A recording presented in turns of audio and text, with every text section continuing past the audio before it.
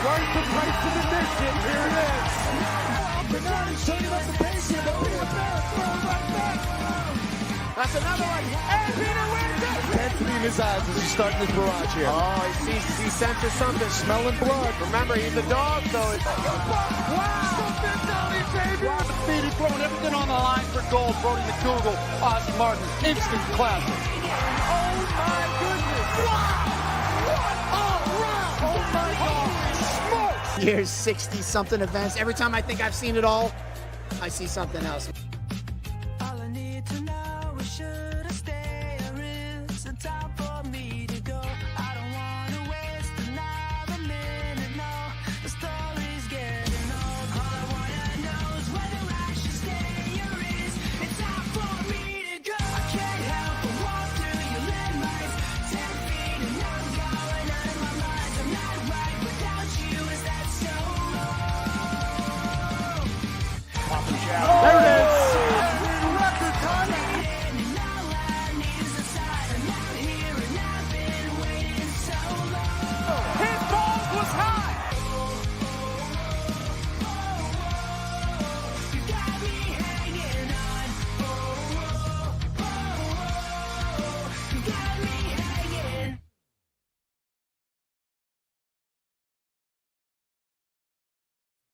Boom, there you have it, man. I don't know about you guys, but just looking back at 2023, it gives me chills checking that video out. So many great memories.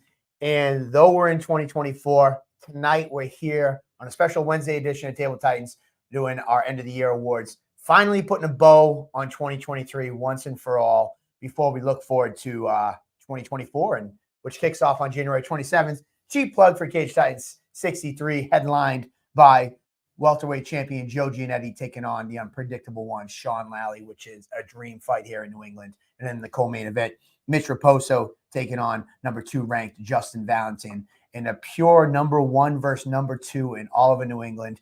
Not only is the Cage Titans title on the line, but bragging rights is the best of the best at flyweight in New England.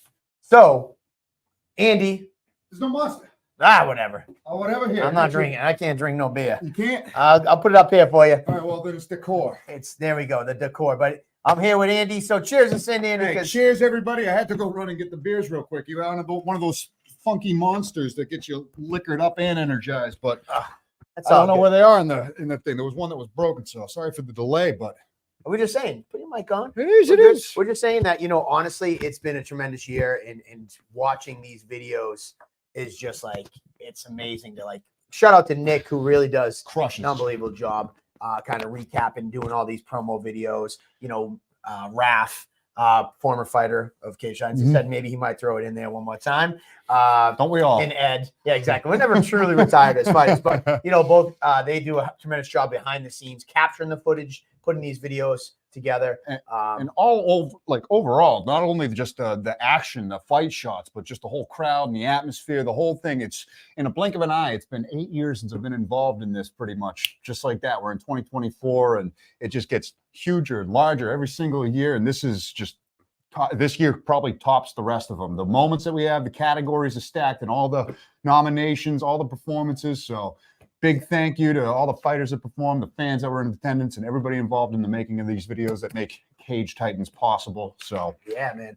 And tonight, this is for fighters and fans. So if any fighters who want to reach out, hit up Nick on Instagram or Facebook, and he can send you the link to call in if you're nominated and you want to see, and give us a live reaction. Fans, if you want to kind of give some feedback, this is going to be about a 2-hour episode where we're just kind of opening the floor.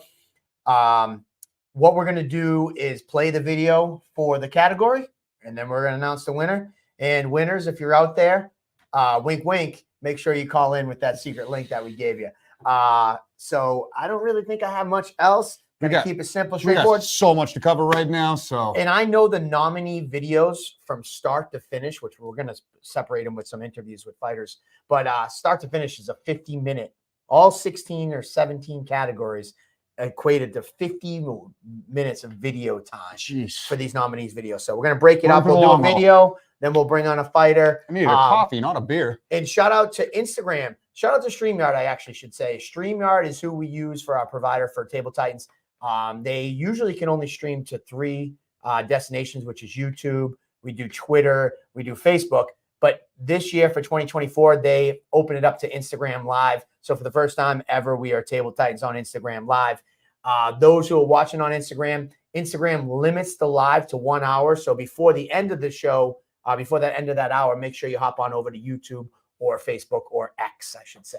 Without further ado, we got our first category, and we're going to go Muay Thai Fight of the Year. And this was a fun one. So let's go. I got to play double duty, guys. No sound back? Yeah, I think they get this one. They got it? They should have. We don't. And man, these guys fight up, really getting the crowd bumping with their intros here. Schubert coming out with that tradition. Catching the chin for Arslan. Nice. Back into the good return. Ooh. His lateral motion to get out of the way and wait on the leg. Good, still landed. Nice left hook from over the Schubert. top. The leg kick, nice hook there for the teep, the lead teep. Every time he goes for a low leg kick. Oh, nice. Big pressure on Schubert here. Catching the kicks of Arslan. He puts a big uppercut. Nice Oh, tomahawk elbows. Arslan fires. Oh! He sits him down. That's off she rolls. He doesn't make the stand again. This place is going crazy. Schubert with the first round knockout in the small club Muay Thai.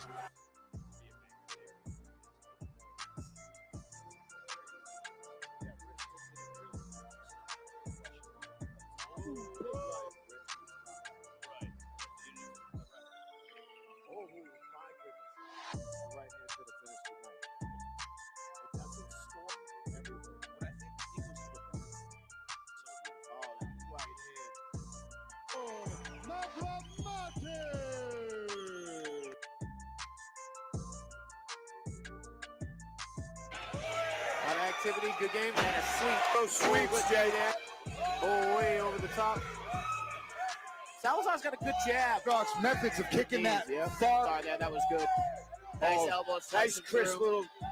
Nice sweep. Ooh, on top there.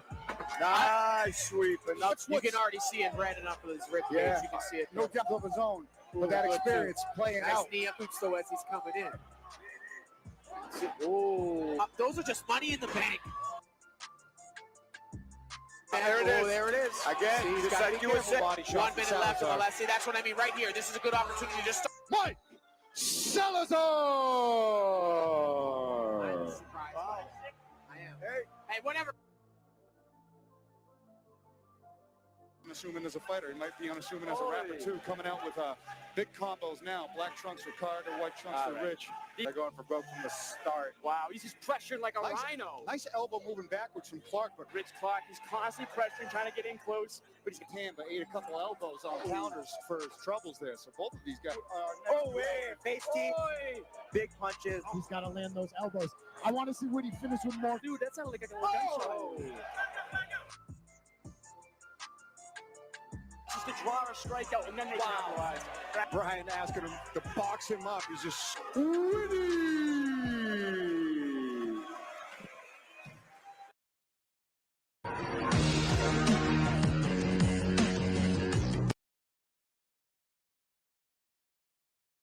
Here we go. Now we're unmuted. Now we're unmuted. All right, so we had to do I got to do a little double duty hitting the buttons. We'll get it figured out. But, man, some crazy fights.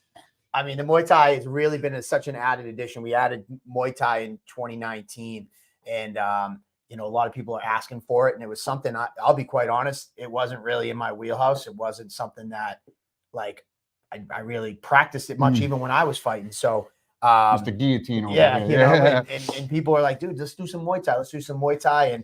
And we were actually filming a lion fight show. Lion Fight used to be on Flow Combat where we were on, and they asked us to use our film crew, and we filmed the lion fight, and I kind of started getting a little taste, and I was warmed like, all right, up to we it. can do this. Yeah, we implemented And, it, and it's been a lot of fun kicking things off with just pure fisticuffs and shinnies, and it's been a tremendous way to kick off show after show after show. And the fans are loving it. I'm telling you, my first show that we did Muay Thai on, a couple of our inner circle people are like, dude, I don't know about this. Like, I'm not really into it. And then the first fight, they're like, holy shit, like this is it. And honestly, I've been a fan of the guy who won this award for a long time. He fought at Cage Titans, I think 2 MMA. But I guess I'll just skip right to it. It takes 2 to win this award for Takes 2. Fight of the Year, and the first ever inaugural small glove Muay Thai bout between Arslan Aktiev and Sean Schubert is the Fight of the Year for 2023. 1-round throwdown that went to the very last second. It was just bombardment from both until Schubert came away with a walk-off first-round KO finish. So without further ado, we got Sean Schubert. Look at that. And Rob Pico said he was skeptical at first, but they definitely bring it. So let's go. Without further ado, my man, what's going on, pal? What's up, Mikey? What's up, Andy? What's happening, Sean Schubert? Congratulations, man. Thank you, guys. Thank you. Appreciate it. You know, going into that fight, this is, you know, we've been talking. You fought on our first Cage Titans Muay Thai combat night card. Headline. And then here you are introducing, ushering this, I don't want to call it new sport, but you kind of variation of the sport to Massachusetts. What did it mean to be in that cage that night, and how do you think it all went down? Did it exceed expectations? It was definitely something big for me. I was the first guy to do small glove in Vermont, so to be the first guy in Massachusetts to usher in the small glove Muay Thai thing was pretty cool for me. Like you said, it's really big overseas.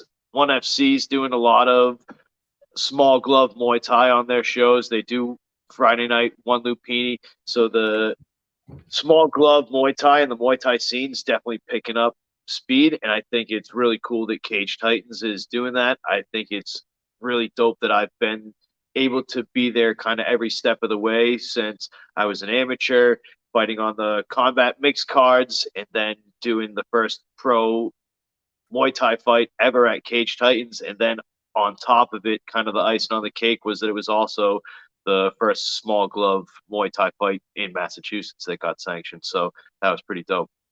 A lot of different elements being incorporated into the pride that you must have for winning this award. I believe you won it when your first fight as well against Seth Grande when we had the first ever Muay Thai Fight of the Year. But like you were saying before, been a fan of yours. I got to second that. Been a fan of yours for a long time. I remember calling fights of yours at those Lion Fight Muay Thai shows. So to see you take that extra leap into an already fantastic Muay Thai career, it's awesome to see you win this award, and couldn't be more deserving. I really appreciate it, guys. Thanks so much for having me on and for making this available for me, because it was something we were trying to put together for years, and it almost seemed like it was never going to happen. And I'm really glad that I got to close out my career at Cage Titans, where I really got some of my first roots in this area. And it was a real good show to end on. So it was big for me. Yeah, honestly, Sean, you know, before I let you go, you know, a lot of guys that you're kind of like freshly in their face, but like I can't stress enough that you've been somebody that's been around the scene for an extremely long time. You know, like I mentioned, Cage Titans back in 2011, you were fighting for us as an amateur MMA fighter. Then you transferred over to, you know, the Big Glove Muay Thai, and that's really where your career kind of took off. But it was outside of the Cage Titans organization, and then kind of coming full circle and ending it this way. You know, over the years, I mean, the floor is yours. You know, you did retire in the cage. I actually have your gloves right back here. These are beautiful. I got your little signature on it. You know, what was that meaning? And like, kind of fill everybody in. Like, what's the next stage for you? Obviously, you have Red Seal, and you're bringing up a bunch of other killers. Coaching is going to be the next big thing for me. I feel like I did a lot of my own struggling coming from MMA and finding my way into striking sports, getting into boxing and kickboxing, and finally finding a home with the Muay Thai stuff. And I came from a karate background and was doing this as a hobby, and kind of fell into my lap with the gym and making it a career and becoming the biggest part of my life, where I eventually became a pro fighter. And it fighting was the thing that brought notoriety to my school. And that's really what I wanted to do when I start out as a hobbyist, just doing MMA. I just wanted to know, like, could I fight? Did all this karate that I was doing as a kid work itself out? And I found out that it's a different sport and there's different levels to it and a lot of layers to it. And I found out all the differences between these sports and what I had natural abilities for, what I was good at, what I was gravitating towards. And I feel like I have a lot to give, and I have a certain way of approaching it. I have a certain perspective, and it's really important for me to be able to share that, especially with new people, where I can cut out a lot of that extra bullshit where you're getting lumped up and training to go the long way, where there's a lot more efficient, better ways to train. There's more effective ways to integrate skill. So the coaching and the psychology, the physiology has been a big part of what I've been doing behind the scenes. And I'm really ready to start unleashing that and do some different work with different fighters, crossover to show what I can give to MMA guys in the striking realm, as far as small glove application, the Muay Thai, what can be translated over into MMA, and then letting those guys take what skills they already have from wrestling and jiu-jitsu and just excel with the kind of methodology that I'm going to be able to provide to them. Well, man, I mean, that's beautiful, because honestly, like, I know this is a kind of one chapter closing for you, but I'm pretty sure that this is just another chapter about to begin with everything you can, translate to fighters in the future, and the next evolution of the Cage Titans, brand, I guess, with new fighters coming, because that's what's always fun for me. Now I'm starting to see guys who fought for us in the early days have their own school, and then they're bringing their own fighters. So it's a cool evolution, and I love seeing it. I also want to point out that you were unanimous decision across the board. Those who don't know, we do a panel, which is a select inner circle panel. Then we have the academy. Then we have the media members that have a vote and the fan vote. And you were unanimous across the board. So thank you so much, Sean Schubert. And I know your new gym manager was in touch, and she gave me 3 good names for March. So we look forward to seeing you guys in March. Mike, thanks so much. I'm really excited for the future, man. All right. Thank you so much. Have a great one. Take care, Appreciate it, Sean. guys. Thank Have a good you. night. Oh, man, there we go. First award down. Down, out of the way, kicking things off with the Muay Thai Fight of the Year, just like we kick off the cards with the Muay Thai fights. And that's probably the most I've ever heard Sean Schubert talk. So it's awesome to see him like transition from the fight realm and to pass that wealth of knowledge he has into the next generation right there. I'm sure it's going to pay dividends to a lot of young fighters coming up, and can't wait to see what they do. There you go. And Thomas Rich, what about McDougal versus Martin? That fight was insane. This was the Muay Thai Fight of the Year. We are going to go to Amateur Fight of the Year. We're going to go to Pro Fight of the Year. So hang tight there, Thomas Rich. A lot of categories. And anyways, the next category, this is the first time we've ever done this category. Yeah. It's actually Performance of the Year. And we went back and forth on this particular category. And I figured that, just kind of give you a little insight on what it was. This is a category for a performance that might not have landed in like the submission of the year category. It might not have landed in the fight of the year or the knockout of the year category, but it was just like an impressive performance that you walked away and you're like, man, either that wasn't what I expected or, just something to that. It's just an impressive performance that doesn't fit into another category. Every fight is a story, and it's really easy to tell the end of the story when it happens in a submission or a knockout. But sometimes a fight takes a whole slew of events to take place and can really encapsulate an entire fight in a different manner other than a split-second moment or a quick finish of dynamic fashion. So that's kind of where this category came to fruition, where we had a couple of blends of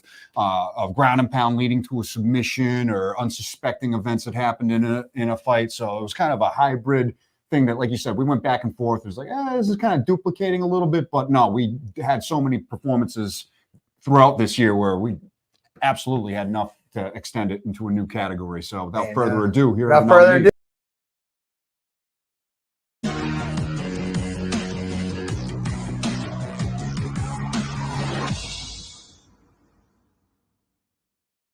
Let's hear it for Lester El Diablo Alvarado.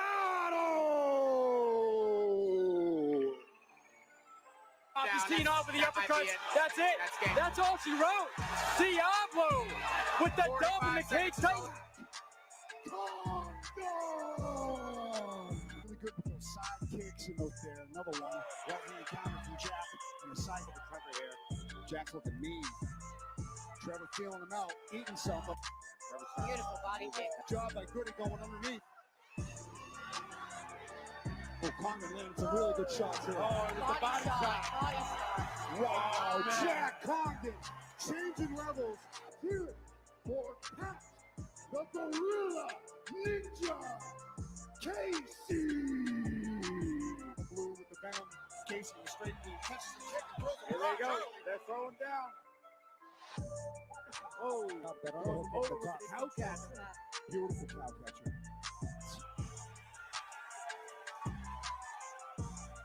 there it is.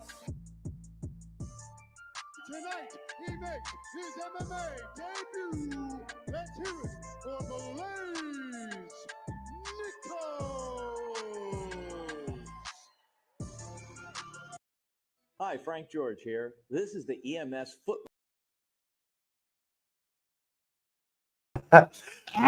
We got ads now at the end of our YouTube videos. What the- Listen, I hope I got paid for that ad. I know, seriously. We hope our winner of the nominations here get paid for that ad because, like you said, it was kind of a hybrid, and those highlights right there kind of showed where it was just a total mix of events wasn't a that porn happened in a fight, and even advertisers were impressed by it. So, without further ado, Well, I gotta say, because watching this fight, like when we were going back and forth in the categories, like I think either any of these fights could have won. Oh, for sure. And like for a category that we're like on the fence about adding, and then we add it, and it's like, oh wait a minute, this was a great one. I go back to the Belasteer fight right when we were watching it. I love that Blaze performance. Nichols, yeah, just because it was just like the shit talking. the shit talking, and he's like, you smell like bitch at the weigh-ins, and I was there in their faces, Yeah. as they're sitting down, and then see Blaze pull it out. But some great performances there, and without further ado, the Our winner winner this year was Jack Condon versus Trevor Goody. Jack's on the line right here, but I remember when this fight came to fruition, even before it was announced in the cage. I was at Combat Zone, and these two were there in person, and just cordially, both complete gentlemen, talking about potentially fighting each other. And then the next fight card, they call each other out in the cage, and the fight happens, and an impressive performance. A former title challenger versus an undefeated up-and-coming prospect who's never tasted defeat before, and the fight played out the way it did. So big congratulations to Jack Condon on winning performance of the year. And we're going to bring you Jack on. Another thing I want to make mention of this is like Jack kind of ushered in the new wave of fighters recently that are like, they're not trying to protect their records early in their careers. I think Jack went in that fight 2-0 or 3-0, and that's normally not a fight you see guys that early in their career taking on a seasoned veteran like Goody, who was a title challenger. And Jack really kind of turned the page, and you saw a lot more fighters kind of taking his kind of path and saying, I'm challenging myself. So Jack not only had the performance, but he started a new age in local MMA. Without further ado, my man Jack Condon, what's up? What's up, guys? How we doing? Good, man. First things first, how's the recovery going?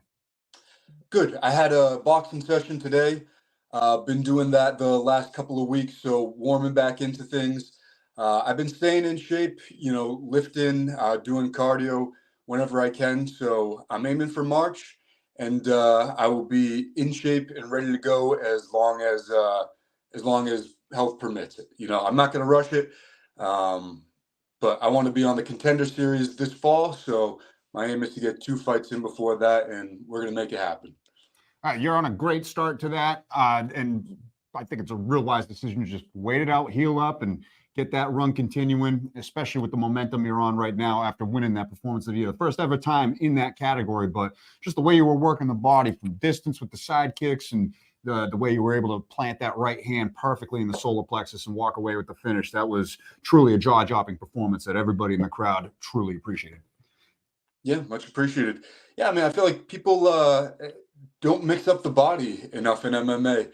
I come from a Taekwondo background, so we don't discriminate. We'll take whatever you give us, And especially with a guy like Trevor who's so tall like that, you know, you're going to have to use kicks. And, you know, I think it's a performance too where I feel like I did it in a style where most guys can't do that. You know, Trevor poses a ton of issues with his length and his grappling. And I think it takes a particular skill set to go through and take him out like I did. Yeah, I think that's, you know, quite honest, like that was kind of one of your performance, you know, not to tip our hat, but like our hands, your performance actually was kind of the reason we created this category. I'll be blatantly, upfront and hide nothing, which I usually don't. But, you know, I remember this performance against Trevor Goody, and I'm like, man, that was such a tremendous performance on so many levels. The fact that you were willing to step up and take that fight, then you go out and perform the way you did. I was like, this guy fucking deserves an award, but it wasn't a knockout really, like a clear, but it wasn't, you know, it was just like you were the mind in my mind when I said, all right, we need a couple new categories this year. I was like, it's got to be performance. So there you go. That's the insight in the background on how this category came up. Hey, well, thanks, Mike. All right, the most important question on everybody's tip of everybody's tongue: when you return, either March or the next one, whenever you're healthy, do we have a nickname yet? Dude, the one I keep getting that I can't get away from is Gentleman, right? I don't know. I haven't been worried about that. You know, I've been keeping my mind straight, doing what I can.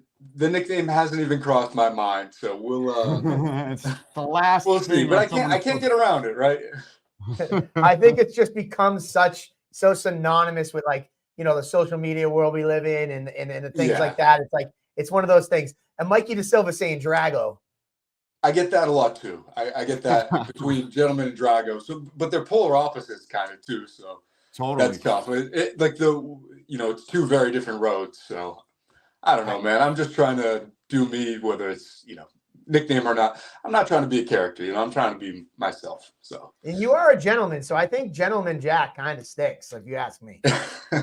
I know you got the alliteration with it too. So yep. We'll see. That's probably the front runner, but it's your call. I won't let Connor Matthews veto your no nickname decision ever again. and I gotta say, speaking of social media, I saw a beautiful dance on social media coming into the New Year's. So head on over to your social media to check that out. Yeah. My girlfriend had me do it. So that's something you haven't seen before. Definitely not, but the things you do for love. Either way, congratulations on the first ever performance of the year, and we look forward to seeing you guys back in 2024. Yes, sir. Thank you guys, much appreciated. Very congrats. I think that was his girlfriend. Yeah, you got the applause going in the background. Hold on, we should actually, if he can hear us, Jack, give me a thumbs up if he can hear us. Still, we should bring him on. Oh, okay, we'll bring you on. So, Jack, I'm going to put you on the spot. If that was your girlfriend yelling, can you do the dance for us? Oh, Lala, they're trying to have us do the dance. Yes, yeah. They're trying to have us do the splash dance we did. I don't have TikTok, so I got to see it here. Is she going to do it? Where are they? They're right here. All right. Oh, We're going to make you full screen. You got to do the dance for us. This is like easy, guys. So do you still remember?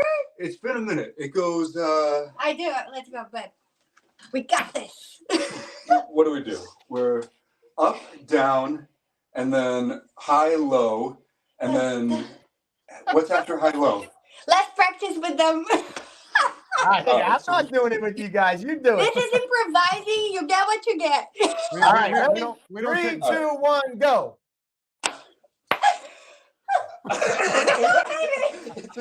Boom and boom. Here, back down, over. Rafaga. There you go. Not as smooth. There you guys go. I'm so happy we did that. That's already the front runner for the performance of the year in 2024 right there. There you go. All right. Now you can leave. Thank you so much, Nick. Make sure you flip that and throw that out and put that. All right. New category, dance moves of the year. Andrew Mack. I like that. Yeah, we got something like that in the works, I think. There Don't we we? go. We do have a category for walkout of the year. So next up, we're going to jump to amateur KO of the year. And Andy, this is another one. I'm going to get the videos propped up. So All right. So, yeah, amateur KO of the year. This has historically been, I feel like every other year we've had a lot of light decisions to make in this category. We're really scrapping to pick for actual KOs that happen at the amateur level.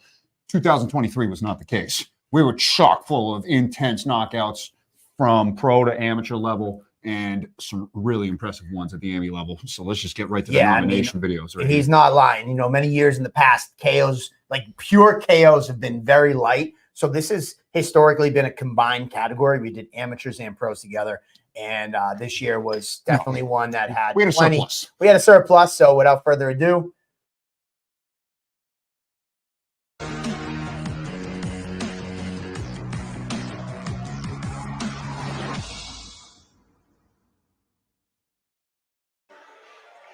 Inside leg kick. Oh! Beautiful spin back. This fight's over. That's it. Spinning back fist on the button. What one knockout.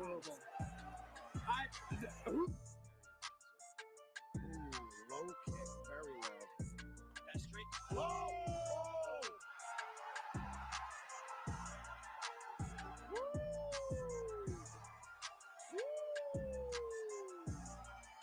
Big left hand. Oh yeah. Big left hand. Wow. Hit me with that kick, I'll hit you with a left hand. Oh, big shot. So yeah, Timmy. Oh. Yeah, Timmy. Oh. Yeah, Timmy. Yeah, Timmy. That was beautiful right there by Timmy. And from Nice Soulard. slip from Danny. And Oh, then 3 or 4. that one hurt him bad. Oh, Soulard's hurt here. He's hurt. He's hurt. He is hurt. Danny's going to the body, but Soulard looking for a counter. Still got eyes in this fight. He's break. There you go. Oh, he's hurt. He's hurt, Jay. He's hurt. Give him a second now. Give him a chance to fight out of this. He's game. But Danny Jefferson really showcasing raining some down. dominant ground and pound. He's got to improve position. Ref's going to stop this one. He's doing just enough not to get stopped, but it's he's got a wall walk. Oh, he's going for a guillotine grip, but they're not in the right position. This is that is good. Yeah. All right. He was hurt. He was I hurt. don't mind that.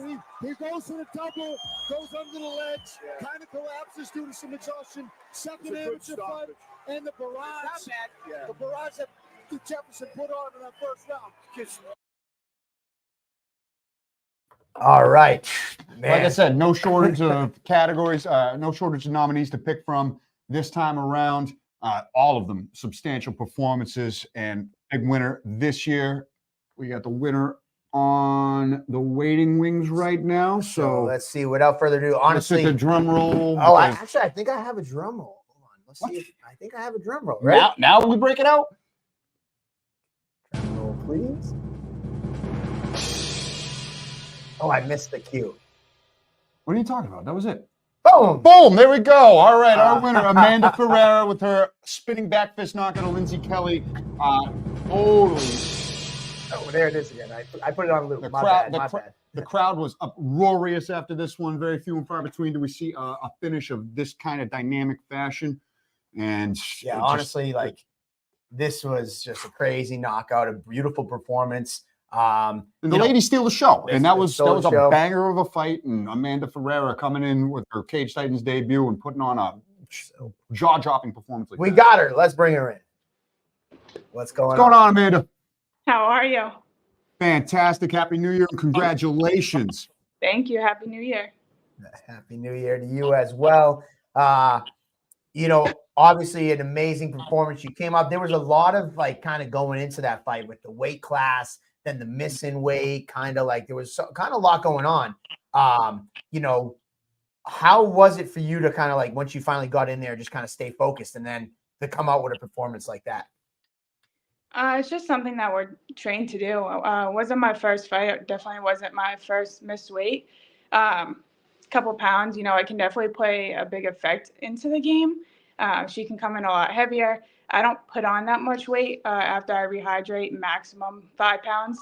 So I'm only weighing in. I think that there was a catch weight at 140. So I think I only put on about 3 pounds because I usually fight at 35. So I'm sure she came in pretty heavy, but it didn't seem to play too much of effect into it.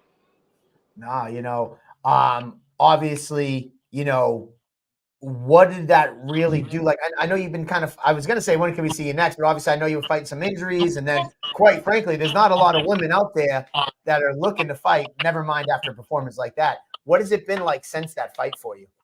I went up to Canada, got a win there, came back down to NEF, took a tough loss there. But I haven't really talked about it, but that was my last fight. So I'm all done for right now. Just kind of putting it in the back. I've been fighting for a long time, been doing martial arts since I was 3 years old. So just kind of, for me, it's time right now. We'll see what happens, but as of right now, I'm hanging it up. Oh, Well, I have no idea about that, but just thank you for gracing Cage Titans with your talents and putting on a performance of that caliber, and it's something that's definitely going to be in the memory banks forever. With us here, highlight reel forever. It's forever real. That really is. We never see those kind of high caliber spinning back fist knockouts. So definitely a career to tip your hat on, and always understand when someone decides it's their time. But a big congrats to all your accomplishments here, and couldn't be more happy to give this award to a more deserving competitor, especially if it's the last time that we're going to see you at Cage Titans. I appreciate it. So, obviously, you mentioned you performed your training in martial arts since you were 3. The floor is yours. I mean, I don't know if you formally announced retirement or whatever, but hanging it up for now. The floor is yours. Anybody you want to thank or, kind of shout out that were instrumental on in your career? Yeah, I mean, a couple people knew about it. Obviously, my training partners, my coaches, 2 Fight Bros, they were all in on it. I don't know how much they believed it or not. But everybody who's been along for the ride, whether we're friends now or we're not, I appreciate the time that they spent in my life. During that time, they were obviously very important to me. Everybody that I'm going to continue training with, if I keep going back to training, right, I haven't been training since September 2nd. I've been fighting all the injuries possible. But yeah, everybody that's been involved in the dream and making it work, I really appreciate you guys. 2 Fight Bros, they were my management team while I had them. So yeah, I just really appreciate everybody that's been along to the next chapter. Well, there you go. Well, I hope to see you on January 27th. We'll have the physical awards to give out. If you're not happen to make it down, we'll make sure we get it up to you. And if this really is the final chapter, I hope this puts a nice bow on your career. Thank you for being a part of Cage Titans, and we hope to see you in the crowd in the future. Thank you for having me. I'll be there. All right, there you go, girl. So much, Amanda. 5th birthday that weekend, so I won't be there that weekend. I got an important party I got to plan, so I'll be around. Parent life comes first. I got 5, so I know what it's like. Oh man, five's a lot. Yeah, it is a lot. Well, there you go. Have a good one. Thank you so much for tuning in and coming on, and thank you and congratulations on the award. Thank you. I appreciate it.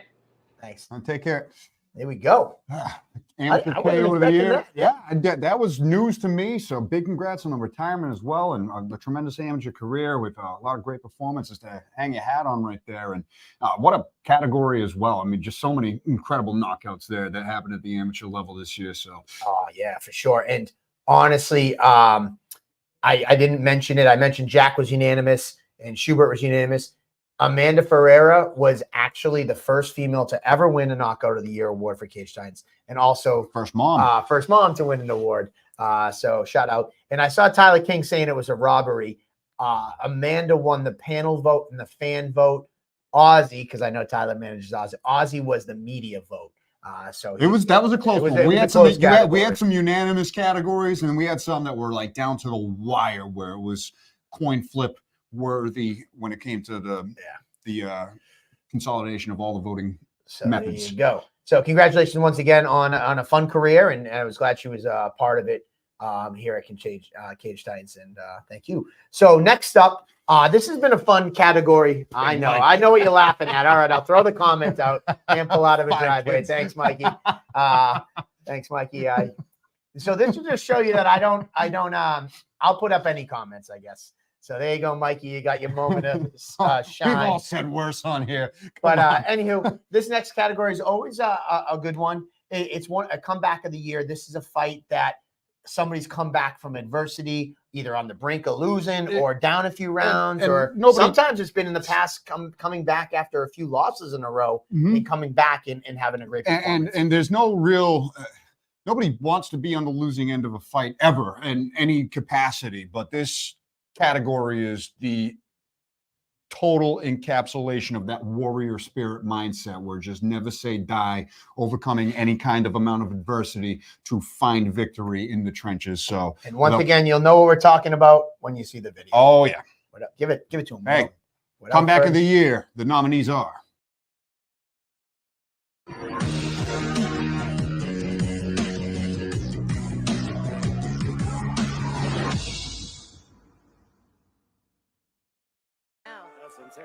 True heavyweights. They got to get down to weight. Holy smokes, God, I love my job. This fight is bananas.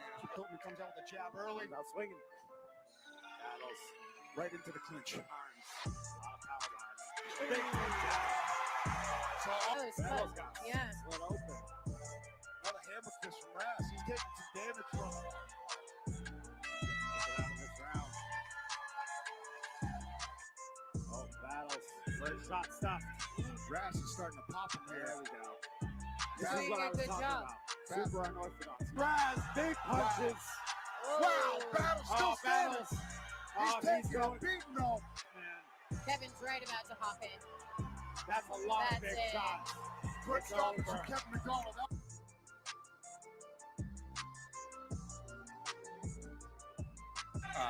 That landed! Huge spinning heel kick for Cologne. Shane Mulligan's feeling it right now. Ian just working for Cologne here. Nice left hand! As I say that, Mulligan answers back.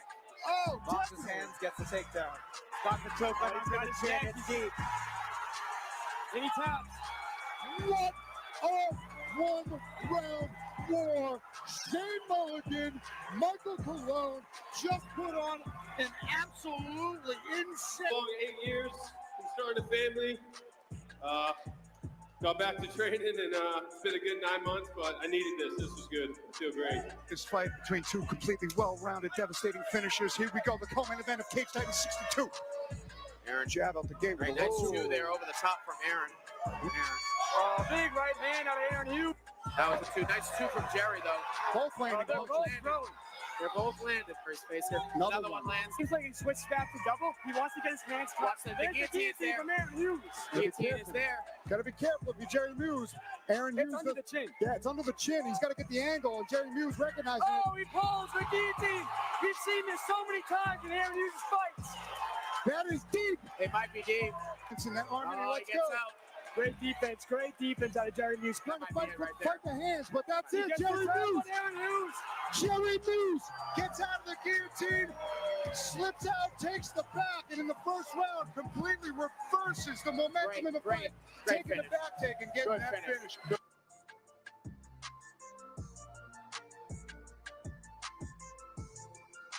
For sure, but I do like the fact that Pat Casey's first strike was right to the body. Yep. Sam Wofford here with these kicks. Yeah. Ooh, that's he's got to be careful about this. Nice left over the top. I hate to see him get caught with something stupid because he was being lazy. Like the southpaw here. Nice two over the top there. Looping. There we go. I think if he mixed his kicks up, puts them to the leg, puts them to the body, it might open up the head a little bit better. Pat Casey's not. Oh! He's out! Man. He's out! A double roundhouse kick knockout! You see this? Watch this! Stop. Bang!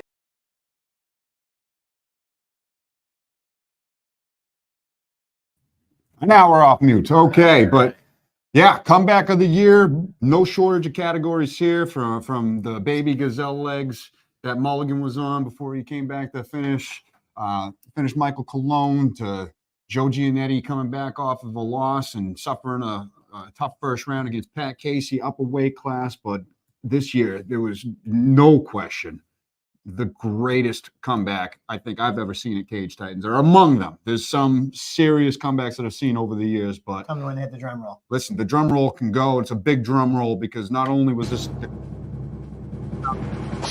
weight champ, Rasquatch. I mean, it was kind of this. I believe I got to check. I think this might have been another. So he won the panel, he won the media, and this fight video, Ross Hilton has over 3 million views across our social media this year, and a lot to do with this comeback, this performance. So without further ado, we got the man himself, the Rat Squash, Ross Hilton. Come back of the year. Congratulations. Thank you very much. Happy New Year, gentlemen. Appreciate y'all. Happy New Year, Rasquatch. Big congratulations and a momentous fight. We had so much buildup going into this. Two seasoned legends at heavyweight in New England meeting together in the cage, and you both delivered. And the adversity you came through in that first round to come away with the second round finish and the barrage you put on battles afterwards, it was shit they write movies about, as far as I'm concerned. It really was one of the craziest performances I've ever seen. And we talked about it all night, I think, at the hotel afterwards when we caught up. It was something that'll be remembered for decades to come. And there will never be another first heavyweight champ. So big congratulations to you, Rasquatch. Thanks, Andy. And great night for a lot of reasons, but I just want to start off by thanking everybody. Thank you to the fans, obviously everybody who voted, but just everybody who came out to watch. That was absolutely best night of my fight life, 100%, man. I want to thank all of my coaches from right here locally, Andy Campbell and John Panette running the local crews here with Dragon Fire and Shea Institute all the way down in Florida. Coach Rafael Garcia with ATT Tampa, and all of my family, like in the chat from here to the islands and all around the world. I love you guys, and I'm just so grateful to have been able to get this far. Even coming off of the loss to finish the year, that win absolutely will be the best moment ever. Oh, sorry. Sponsor rundown real quick. Who taught me carpentry. I'm in a new trade now with that. Primerica for financial advice. Bailey's Camping Resort. Always going down there for my celebration. Champion Sports Bar. Home of the champ. Former now, but we'll see what happens this year. Dark Harbor South is a tattoo shop. You will see some new colors on me shortly. Please go check them out. And Gully's Tiki Bar, my man Nick Gully, is actually the reason that I was introduced into MMA the way that I was. We met at jiu-jitsu tournaments and fusion tournaments, and he brought me to First Class MMA. I met John Rayo and his crew up there, and the rest is history. Here I am, and I just can't thank you guys enough, and I can't thank Brendan Battles enough. That is a big man with heavy hands, and after everything that we threw at each other, and yeah, I came out the winner, but either one of us could have thrown down. That's the thing with heavyweight. Forget the record, man. Who's a killer? Nothing but killer titans in this cage. He had the ground and pound that you refused to succumb to in the first round, and then you hit him so many times, and he refused to go down in the second round. There was just no quitting either of you guys in that whole fight. A truly remarkable performance. Yeah, I gotta say, let me ask you before we let you go. First off, thanks for coming on. But going into that fight, what was it like for you? Because you're coming into enemy territory. You obviously could hear the crowd that he brought, being in his backyard. You obviously knew how the first round went down. What was it like for you in that moment? And kind of bring us through that opening of that second round for you and your team as you're getting ready to come off that stool. That's a lot of material to try to cover in a short bit, but let me see if I can get there. So yeah, right from the weigh-ins is when the fight really starts, and ever since we made eye contact, it was absolutely a contest of wills. We were staring each other down from the moment you got up in there, and I have never heard Ras, Makaru, Tau von Mas, Hilton, Andy Kurzankowski. Holy crap. I was flying high from that moment, and I just had to come at him like a bullet out of pull it out the barrel, man. I didn't really know what the answer was going to be, but I knew that I absolutely had to make sure that I provided the proper sacrifice for willing participants. So as I'm under that onslaught, I just did everything that I could to remember what a brain was and what a hand was, and direction was not down anymore. But when I finally was able to get to the stool, as much as I was listening to my coaches and getting back on plan, my eyes were firmly fixed on across the cage and Brendan. And don't get me wrong, I know he's an absolute killer and a warrior, but I knew that if I could push through, that he didn't have me anymore. It wasn't. He just didn't have that same drive that he had. And from the first moment he went for the takedown, I knew I had it. And it was just go, go, go, go, go until it's over. Don't get taken down and pop, pop, pop, pop, pop. Straight vibing, I guess, as the kids say. Yeah, I love what happens out there. I love the fight. Yeah. Hey, all right. Well, we loved it. Hey, kudos on the pronunciation of my name as well. Ras Makaru Tau von Matamu Hilton.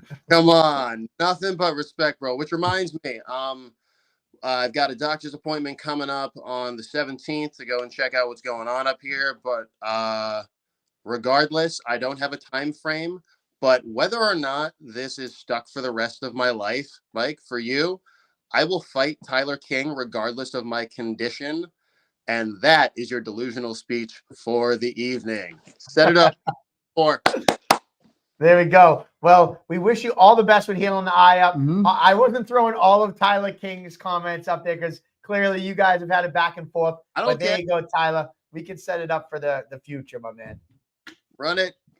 All right, guys. Thank you so much for joining us, Ross. I know I'm a horrible pronunciation guy, so I'm not going to attempt the whole one. I'll just say thank you, Ross. Everybody remember to give Michael Pulver his shine. Like, oh, no. You guys in my head shines enough, brother. Are super important.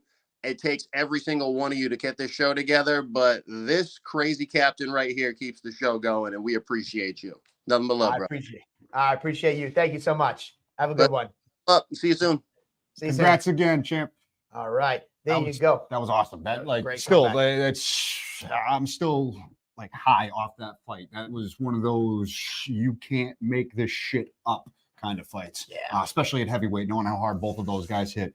And it takes two to tango. So big. That's like stuff movies are made out of. It really was. It was insane. One of the craziest. I think at that time I've ever had. Battles was like set a record for the most amount of actual tickets sold. It was close to like 300 tickets for that card. And it was just like everything was, like for him, it was everything was written for Battles to kind of go off, into the sunset and try to go to that next level, which a lot of people were talking to. And people forgot to tell Ross the story was written that way. And that just shows why you fight. Moving on to our next category. This is Breakthrough Fighter of the Year. Breakthrough Fighter of the Year has been, I was looking up some past ones. Mitch Raposo won it back in 2019. Brandon Battles actually won it last year. Wow. And Breakthrough Fighter is somebody that, I don't want to say that they broke through necessarily like onto the scene. It more like they broke through Cage Titans, or they're how they broke through is not really hard line defined. It could be somebody who had 10 fights, but it was their first fight with Cage Titans, and they kind of broke through to our audience. It's somebody that is, whether they were a guy who just started his pro career and then he had a couple big wins that year to kind of show that he was going to break through to that next upper echelon. A lot of different fight career is as tough of a career as possible to choose or to go down. And when that trajectory hits a different level, that's what this category is for. Yeah. So without further ado, we got you. Let me put it up. The Breakthrough.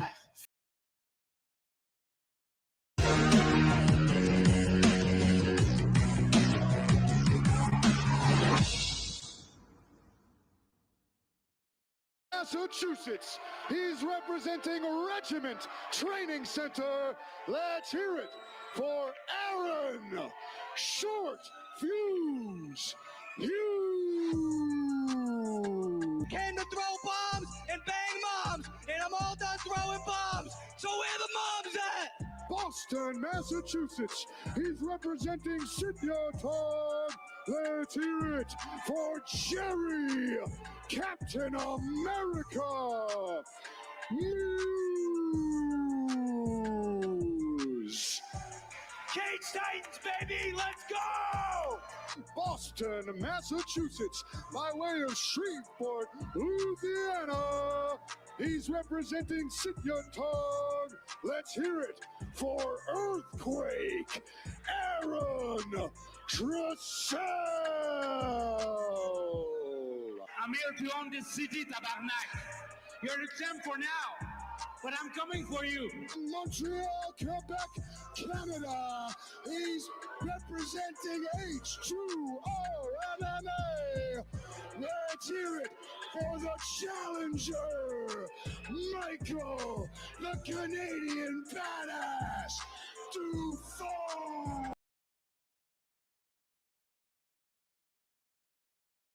That's the stage. There we go.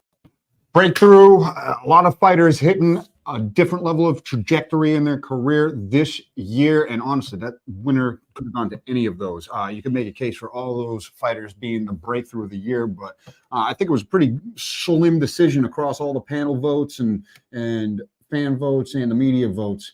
This was another one of those tight ones where it really could have gone either way down to the wire. But our winner. I got to say that you were right. And I always would say that was like a category. I'm like, oh, this guy must have won. This guy must have won. This guy must have won. You went from Aaron Trussell, who just put on some amazing performances. You had Aaron Hughes, who kind of like broke through, and he had a huge fight with Jerry Muse. Jerry Muse, the dancing Jerry. And a string of finishes. And Jerry Dufort Muse coming in. And we should just give everybody a category, but that's not what we're here to do. We're here to get one winner. So without further ado, our winner. Boom. He broke through. He broke through so hard. He broke right out his pants. What a still shot. We're doing that. I got to leave that up for another second. Earthquake, Louisiana, Aaron Trussell, whatever you want to call him. This guy broke through on Cage Titans. He had some fights prior to coming to Cage Titans.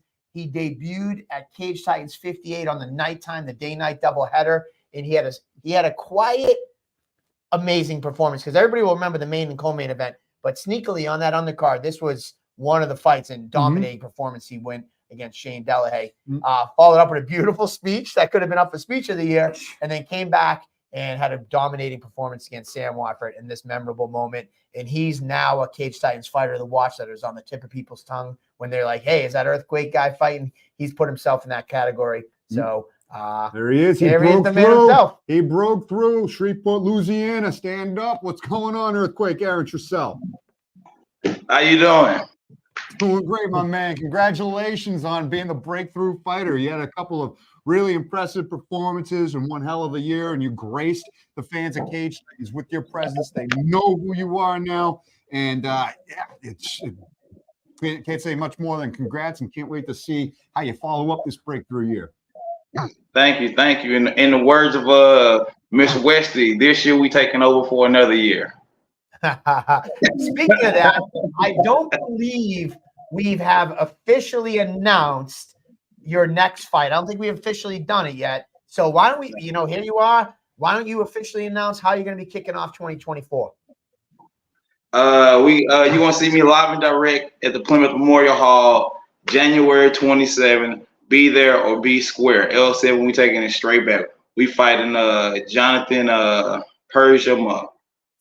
Jonathan Persham. January 27th. There you go, my man. He's already on par to continue the breakthrough year with the matchup, and I don't think we've dropped too many fights officially, but there you go. Yeah. John Persma versus Aaron Trussell, Cage Titans 63. The breakthrough fight of the year returns to kick things off. So, we got you here now. What was with the balls was hot? Dance? Yeah, what was that? Did you have that planned in your head? Oh, man, everything is on. Yeah, it was planned out. I planned it, but I didn't know if I was going to do it. And in the moment, I just happened to remember, and I was like, I was going to be smoother with it, but I popped my waistband, and I really wish I wanted to pop the waistband on them shorts because I like them shorts. You're committed, man. You're definitely committed with the dance afterwards. Some lucky fan in the crowd got a new set of tie shorts. Yeah. I'm not used to working in a strip club, so. Hey man, listen, we're all about at Cage Titans letting the fighters be themselves. You really kind of told us who you were in your first victory and your post-fight speech, and then there you are taking off your shorts. Like, we want you to be yourself and shine. And I hope you enjoy that stage. Hey, thank you, man. The words of Birdman. When the light hit the ice, it twinkle and glisten. So that's all I can do when the light hit me. There you go. Andrew Mack said he heard some girl was parading around the streets with his shorts on in Plymouth that night. That's wild. Hey, it's a fashion statement. They look nice. I said I liked them. I picked them out for a reason. Well, there you go. Well, hey, man, your first year with Cage Titans, already an award winner. Congratulations on Breakthrough Fighter of the Year. We look forward to seeing more of you in 2024. It all begins on January 27th, Cage Titans 63, when you take on Warhawk John Prisma. What do you got to say to your fans and family and people down in Shreveport? Hey, Shreveport is all about y'all. 318, shout out to the Ville. I love y'all. Stony Hill, shout out to y'all too. Easy Street, Acorn, we all there. Dallas, Lufkin, Waco. Shoot. Hey, I love y'all. And one more thing before I go. When you're the best welterweight in New England, they have a name for you. They don't call you champ. They call you Earthquake. All right, Nick, do me a favor, clip that. We'll definitely be playing that later on too. So, hey, man, Earthquake, thank you so much. And we look forward to see you in a few weeks. All right, thank you. All right, y'all. Congratulations again, Earthquake Aaron Purcell. Oh, he's a fun one, man. He's definitely a fun one. Good times. And, he likes to have fun in there. And that's what Cage Titans is all about. Even like when you see some of these fighters, it's just like, we're going to set the stage. What do you do at your moment? I've preached this for so many years to come. I mean, in the past with Cage Titans, it's like the stage is there. What are you going to do with it when you get on it? And we don't handcuff you. Nope. We're going to let you run, and we're going to make sure we capture it with cameras, and we're going to blast it out there and do our best to promote you, because that's our job. We are a promotion. And so many promotions. I remember when I was fighting, it was just like they expected you to do everything and just sell tickets, and they never really did much in the terms of promoting. So that's something that we stand behind. And, I for future fighters, I cannot stress it enough. The moment is yours. You have that moment.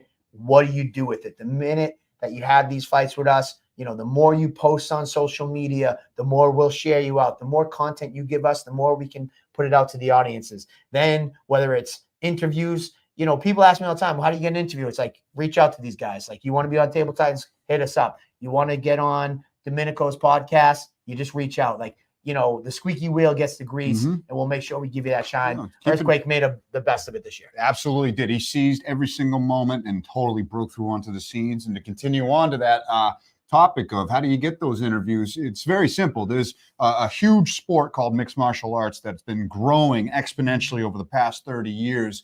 And people have been playing catch up when it comes to how crazy it's been growing. And it's almost caught up to a point now where there's some real serious coverage of the sport right now. It's being respected as a sport instead of a barbaric, a visual spectacle as it was 25, 30 years ago. And that's what this new category that we have, it's not new, but this is what this category is designed for, is to give accolades and shout out all the people that do cover this sport.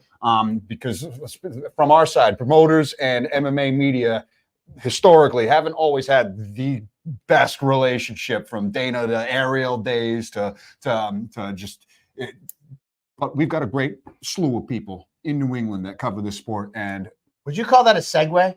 Yeah, a little bit of it. That's a segue right like there. TV term, segue. Yeah, that's a segue. That's what the hell? Segue, I'm on stage all the time. I do segues. That's what I do. Then I guess we just might as well go to go right media into source it. of the year. Media source of the year. Cage Titans media source of the year. You got the improvisational. Yeah, there you go. I like that. What do you think you have me here for? I'm useless other than talking. I'm giving Andy a gold star for today with that segue. So every year we like to recognize the people that are behind the scenes in the media. They always do a great job covering. I hear people throughout the world talk about there's no money in MMA. And if you think there's no money in MMA, from the promotion to the fighters to the managers, You're right. the gym owners. You're right. And it's even worse for MMA media members. These guys are truly spending their weekends writing stories, doing podcasts, and they're doing it for even less.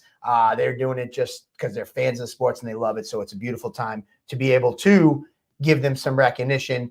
As for the nominees, actually, I didn't have the photo. Let me get the photo up.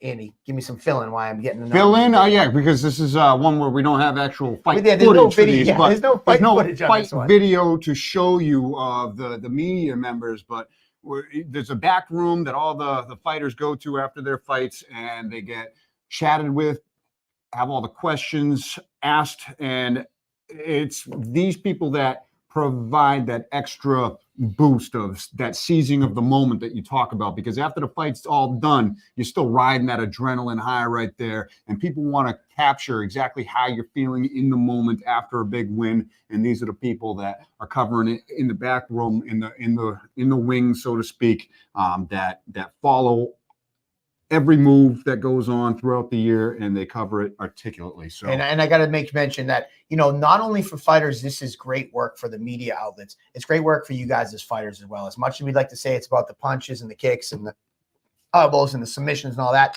it's also how you are on the stick, as my Uncle Chael, someone likes to say, how are you on the stick? And you're getting reps in the back room. You're getting reps doing podcasts and interviews, because if you do ever have aspirations to go to the next level, yeah, you might not be selling tickets hand to hand, but you're selling tickets with your mouth and how you are on the microphone. So these 4 media outlets, The Hurt Business, Cage In, New England MMA, and new to the team, Trial by Combat, they were our nominees. And with the drum roll, I know all the people's names. I don't know who's what, so I know who won, but who is it? Boom! Andrew Mack. Andrew Mack from Trial by Combat. There we go. In the photo, you can see Andrew Mack came to us originally from MMA Island, and then towards the tail end of this year has transitioned and started his own Trial by Combat, and we loved giving him some support and what he's been doing. So Andrew's here. He's kind of been like the silent assassin of MMA media, if I'm being honest right here. Well, congratulations, Andrew Mack. A lot of these guys have been covering for a while, but you do a tremendous job, my friend. And I just wanted to give you that big congrats there. Thank you, Cage Titans, for so much support, especially Nick Heiler has just done so much for me in to transition from MMA Island to Trial by Combat, just getting into journalism as well. Cage Titans and Nick have just pushed me to new heights that I never thought was imaginable when I started journalism. Yeah, what's great for us too, he says you're the quiet man behind the scenes, but I've seen you personally from your first event covering Cage Titans to now. You've really kind of grown and become more comfortable. And all of us in this local regional type field are learning as we grow. And that's what I love about watching myself at Cage Titans and our fighters and things like we're in our production team and our social media team. We're growing and watching someone like yourself. You grew right before our eyes as well, starting off. And now here you are with your own site and everything like that. So how has that transition been for you? And what can we expect for Trial by Combat? So I've still been helped by MMA Island. So for those who don't know, MMA Island was bought by a scumbag who then abandoned everyone and left everyone high and dry, taking all the accounts with him.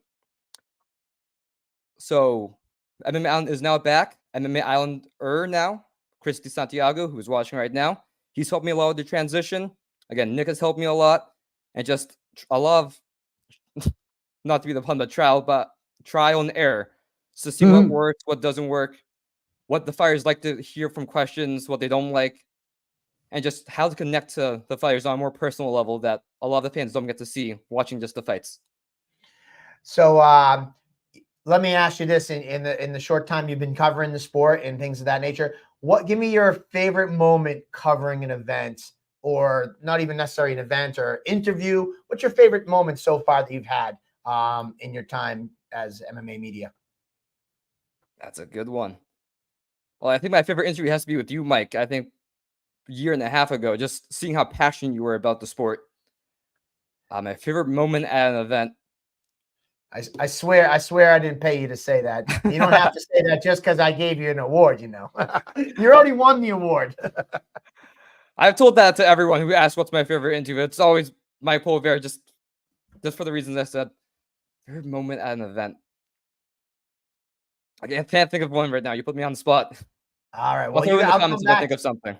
I'll come back to it. It's got to feel nice, maybe even a little weird to be on this side of the camera for once. So this side of the answering thing, not asking questions, but now you know how it feels to what you do to everybody that you're covering. I'm sorry, everyone.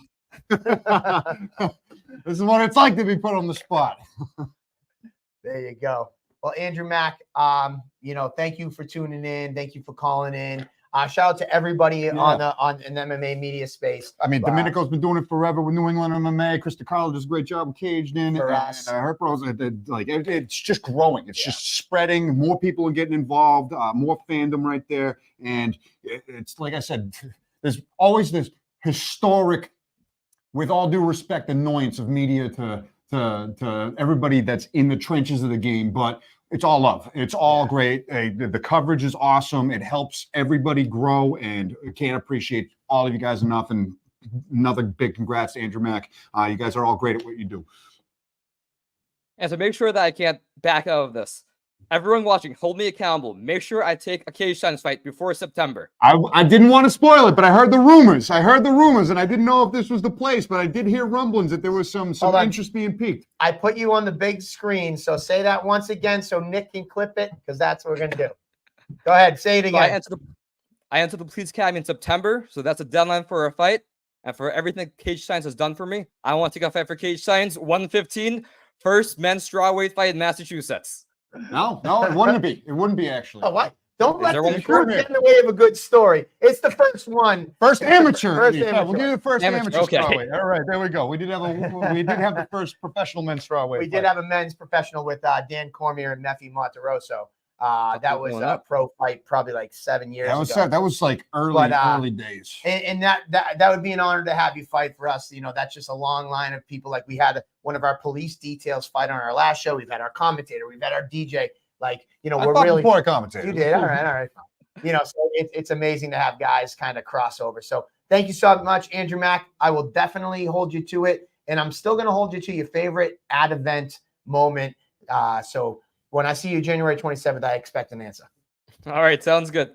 Thank you, guys. Thank you so much. Congratulations again, Andrew Mack. All right. Well, we got another category up. We went for breakthrough, went to, media member. This one is another fun category. This is a debut of the year. And much like breakthrough, like debut of the year, again, it doesn't have to be hard line where it's someone's first fight ever. It doesn't have to be like it's their Cage Titans debut. So some of these fighters, you'll see that they've fought, numerous times before it. So don't get it confused with that they're a debuting fighter. So I guess without further ado, Andy, let's go to... This is the debut of the year? Debut of the year. All right.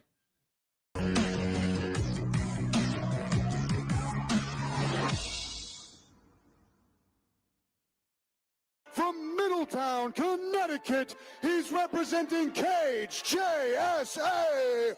Make some noise for Cam Carnage Resniski. From Houston, Texas, by way of St. Louis, Missouri, he's representing Main Street MMA. Make some noise for Montreal. Too Cold James. From Terryville, Connecticut, he's representing Ascension Athletics. Make some noise for Casey, the Wonderbread Warrior, Norton. I'm here to own this city, Tabarnak.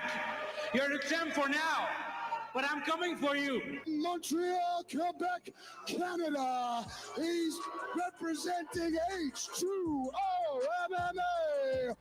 Let's hear it for the challenger, Michael, the Canadian badass, Dufort. Back, Tabarnak. 1 year later, we're still here. We're still representing Quebec very well, and I'm proud of it. There we go. Andy debut, some beautiful debuts. I think, and a lot of names that have had a lot of fights, some locally, some regionally, some internationally, that graced Cage Titans for the first time in their careers and put forth some great performances all around. We got the drum roll ready for who wins the debut of the year here. Another really tight category right here. This one was pretty tough to choose, pretty tough to differentiate. Oh, Canada. In my best, the Canadian badass. My best Canadian accent, Michael Dufort with the debut of the year. Dufort, he's nominated for a bunch of categories. I mean, there's no much denying the fact that he made his cage debut and he made a memorable one. And I mean, he left. Talking about segues, he's leaving me speechless. And I think we'll just go right to the next category, which is the crowd silencer of the year. And let's go with that category because I think these kind of go hand in hand.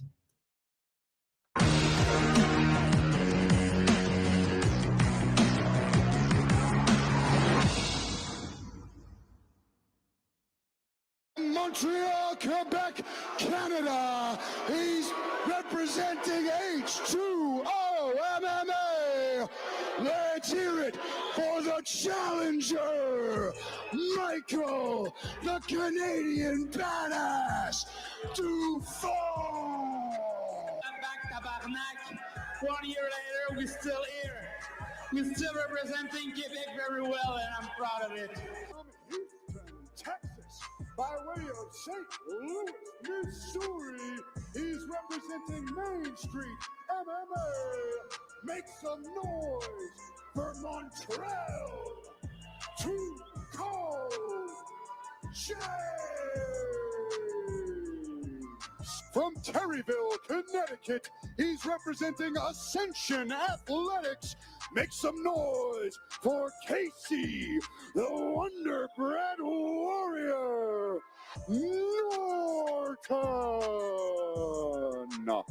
I'm here to own this city, tabarnak. You're the champ for now, but I'm coming for you. True heavyweights. They gotta get down the way. Holy smokes, God, I love my job. This fight is bananas. Hilton comes out the jab early. Now swinging. Battles right into the clinch. Arms. A lot of power behind them. Big so Battles got one open. Now the hammer fist from Brass. He's taking some damage from this round. Oh, Battles. First shot stopped. Brass is starting to pop. There we go. This is what I was talking about. Super unorthodox. Brass, big punches. Wow, Battles still standing. He's taking a beat now. Kevin's right about to hop in. That's a lot of big shots. Quick stop from Kevin McDonald.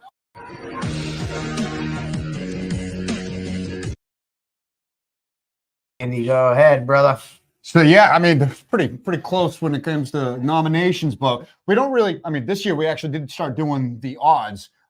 Shout out to BetMGM and Spectation Sports there, but we never really had the upset of the year. We more curtail it to crowd silencer because we have a lot of out-of-staters and people that aren't from New England or Massachusetts that do fight a local person that sells a lot of tickets, gets a lot of butts and seats, and has an uproarious welcoming when they walk in there versus the away team, so to speak. And when they have a performance that silences the crowd, that's why we came up with crowd silencer as opposed to upset, because we never really had official odds until this recent. So maybe next year we'll have a different change up to the category. But the winner of crowd silencer of the year, I think a lot of this kind of goes hand in hand with debut this year, especially by watching the videos back to back. Why I did it that way.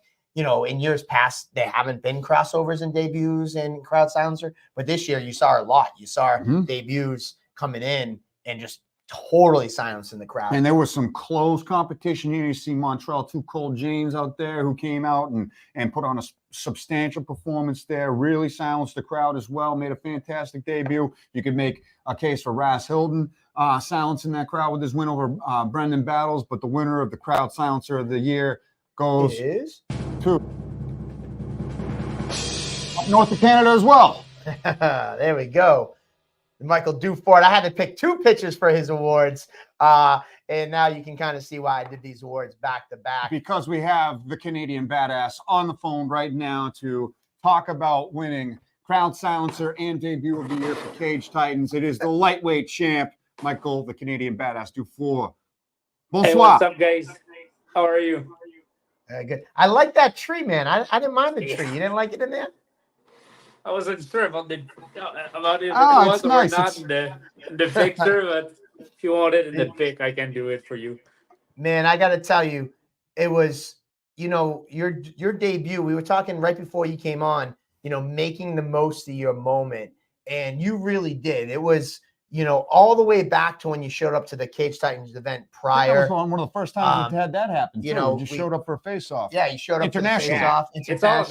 It's all you, Mike. Fuck, great idea, like to bring me and just like do the face-off. It was super fun, super nice, and it put up like people wanted to see that fight. That's why I think people were that silent at the end too, and that's all you. You did that happen. You make that happen. No, listen, man. I said it earlier. We set the stage in what you do with it, because realistically, you coming in for that stare down means nothing if you just walk up there and you're like, all right, here I am, and you put your hands up and you stare down and you don't say anything. I think I remember saying to you, you got like a flag or something. You're like, I got this covered. So you got to take some props there. I don't know what the hell tabernacle means, but even like all your, like the way you were like, I'm gonna beat you, like tabernacle, like it was just perfect. So the debut started then before you even got in the cage, and then just kind of seeing it play out. The entourage you brought down with you. The performance was lights out. It was insane. Honestly, I remember when I was doing my walkout in the cage the second time for the fight. Man, people hated me so much. They were like screaming like crazy, like get the fuck out of here, and like you're going to lose. And I was like, oh shit, they really hate me because of that. But I didn't let that like take my focus. My focus was Joe and the belt, and that beautiful belt's still home, and it's one of the best, probably the best moments in my career. Like I've fought like on big stage, PFL, and like Abu Dhabi. I fought almost everywhere, and Cage Titan is my best moment as an athlete. And thanks to you guys. That really does mean a lot. But I gotta say, what do you expect when you wear a Habs jersey to less than 30 minutes outside of Boston? Come on, man. This is an original six rivalry dating back to the dawnings of the NHL. What do you think's going to happen? Of course they're not going to like you if you're wearing a Montreal Canadiens jersey, but doesn't matter. You won a lot of them over with that performance. Nobody doubts you now. You're the lightweight champ, and that's the best debut and best crowd silencer of the year. And they were very tight categories. There were a lot of votes going all over the place for these, but well-deserved in both accounts going up. Yeah, and honestly, Mike, you choose the best picture, the one that I'm just like trying to hear something, but no one was talking. No one was still in the place after the fight. It was silent. I don't know if you remember, but before the fight in the interview, I told you all like this crowd is going to be silenced at the end, and I'm a man of my words. You really did it. I got to point out though, Andrew Mack even wrote it up. You converted a lot of fans, and he was one of the nicest guys. Let me ask you, did you see some sort of churning of the fandom after the fact? Because I remember you were doing an interview and you had a Red Sox hat that a fan gave you. I saw pictures of you at Fenway Park. So did you convert some fans? I think I did. Like, I'm a good man. I'm a good guy. Like, I'm not a bad guy. Like Joe was playing the bad guy in that like that face off, and I think people sees that I'm a pretty nice guy. And even after the fight, we partied with a couple of Boston guy, Plymouth guy, and like one of the guy gave me his hat. That's why I was wearing it after in an interview after that. But yeah, I guess I converted some because I guess I know. I guess. So let me ask you, not to put you on the spot, but that was such a huge fight. I know the UFC is coming back to Canada. I know that you had your teammate, a two-time PFL winner. What's kind of next? Do you have anything in mind? Are you still in camp? You still training? What do you think is next? I take a little break during Christmas. I was a bit sick, but I took a little break. And if the UFC or PFL is calling, I'll be ready. And if not, man, in March, I don't know if Cage Titan is doing any event in March, but We got March. all right, I'd be ready for March if I like the sounds of this. Yeah, that's if amazing. I don't hear about the UFC or PFL, I don't know why I wouldn't defend that belt in Plymouth. That's such a beautiful place, and let's convert some other fans. Hey, listen, man, I'll tell you the honest God truth. The party will tell you this. Joe Penafiel, a guy who's come from out of state, and the fans really won over. I'll be honest with you. You know, I said it's a couple guys earlier, but like you're still a fighter that people ask about often, and I can kind of gauge where people are leaning, and that's why I asked about the fans because I do get a lot of questions about, hey, when's Dufort coming back, or is he done? Obviously, it goes without saying, I'd love to have you and the team back again. But I'd be remiss if I say I don't want you back again, because I think after that, back-to-back career-defining wins on the regional scene, there, the PFL or the UFC would be honored to have someone like you. But if not, we'll line them up. March 30th, throw it on your calendar. We'd love to have you. All right, I'll be ready for March 30th if anything, if nothing's happened before that. But I'd be honored to defend that belt. All right, man. Well, thank you so much for calling in. Congratulations, the debut of the year, crowd silencer, and the go with, you mentioned the pitcher. You did that. We just took what you did and we built off of it. You did the whole interviews. You did the crowd silence, the little air, hand to the air. You did that That's also. true.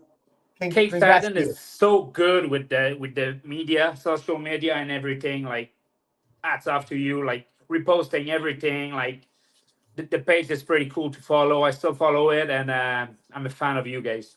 Don't stop. And I'm going to let you leave on this. Rob Pico, super fan Rob Pico, he said, 3 midget clowns are still coming for you.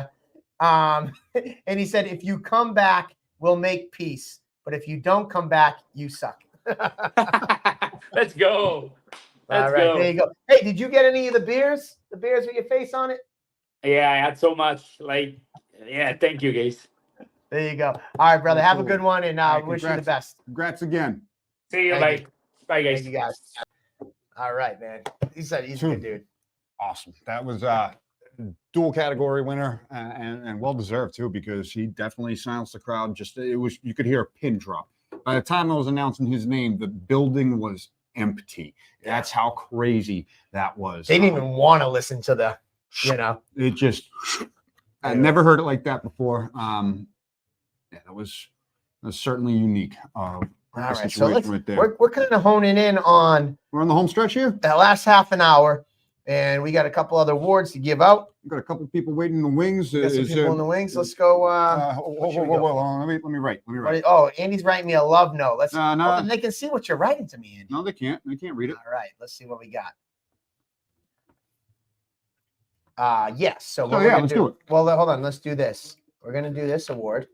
No. Let's just do it. We're right into it. We got to go into. Here we go to this. Huh? We gotta wait for the ad to play. Now we have ads. What the hell? You're bumping our Google. YouTube. Store. What are you doing? I'm gonna skip it, and here we go. Is this the right one? No, it's not.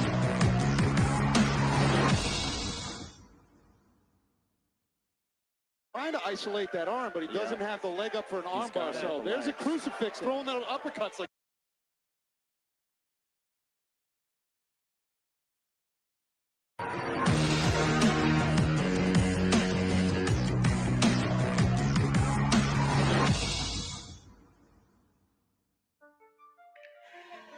Back and forth, both guys really hurting each other in this fight. We knew this was a banger. A good one. 4 minutes left in this fight. 1, 2, 3, right up for the Ali. Very good combination there. Good, gets the takedown late. And another roll into his guillotine. That's so Wow. Submits Ali Xavier. Wow. After getting hurt in round 1, getting hurt in round 2. What a comeback. And that was the second time Ali Xavier gets in on the hips, shoots. Play that length, especially up against the cage, and producing short power shots. He's going for a choke here. Squeeze here with no I'm arm not sure what we're going for here. I think he's going for a sense of He's almost like smothering him with his shoulder right there. Blood is just leaking out of that you can see it nose. pouring. And that's all she wrote. That was, I've never seen that. He kind of choked him with his own chest and just to go for it. Very close. Very able to close. recognize. Looks like he might go for it again. Yeah, I think he wants it now. First one in Cage Titans history. That would be. But now he's looking like he's playing the smart way and getting on top.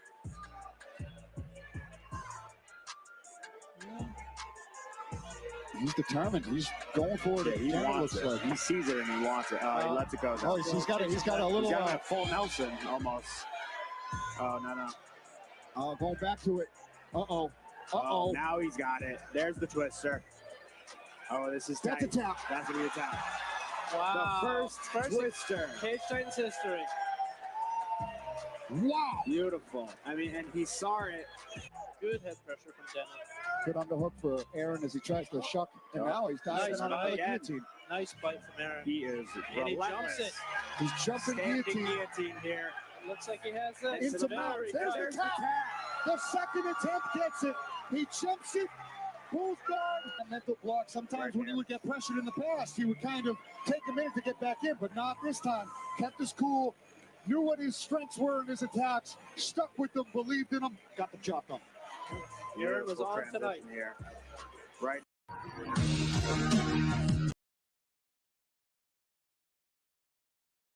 There we go. Submission of the year. This is a stack category, as Jeremy Keys said.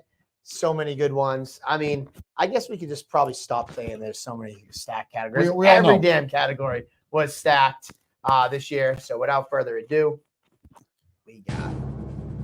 What's my favorite hat? I don't know. Twister! I was like, what are you talking about? But there you go.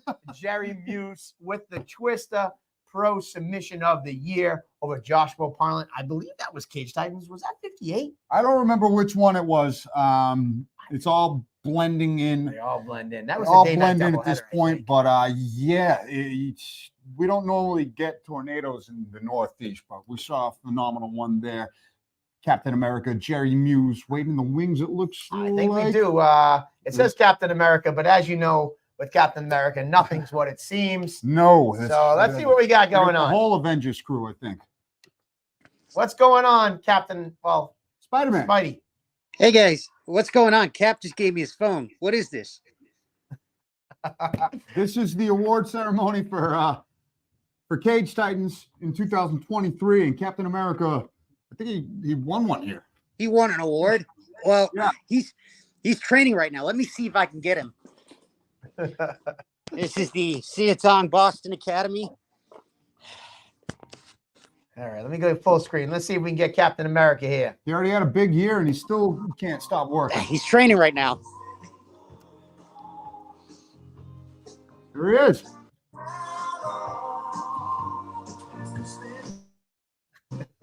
You guys got to get some better internet over at Team Sid Yatong.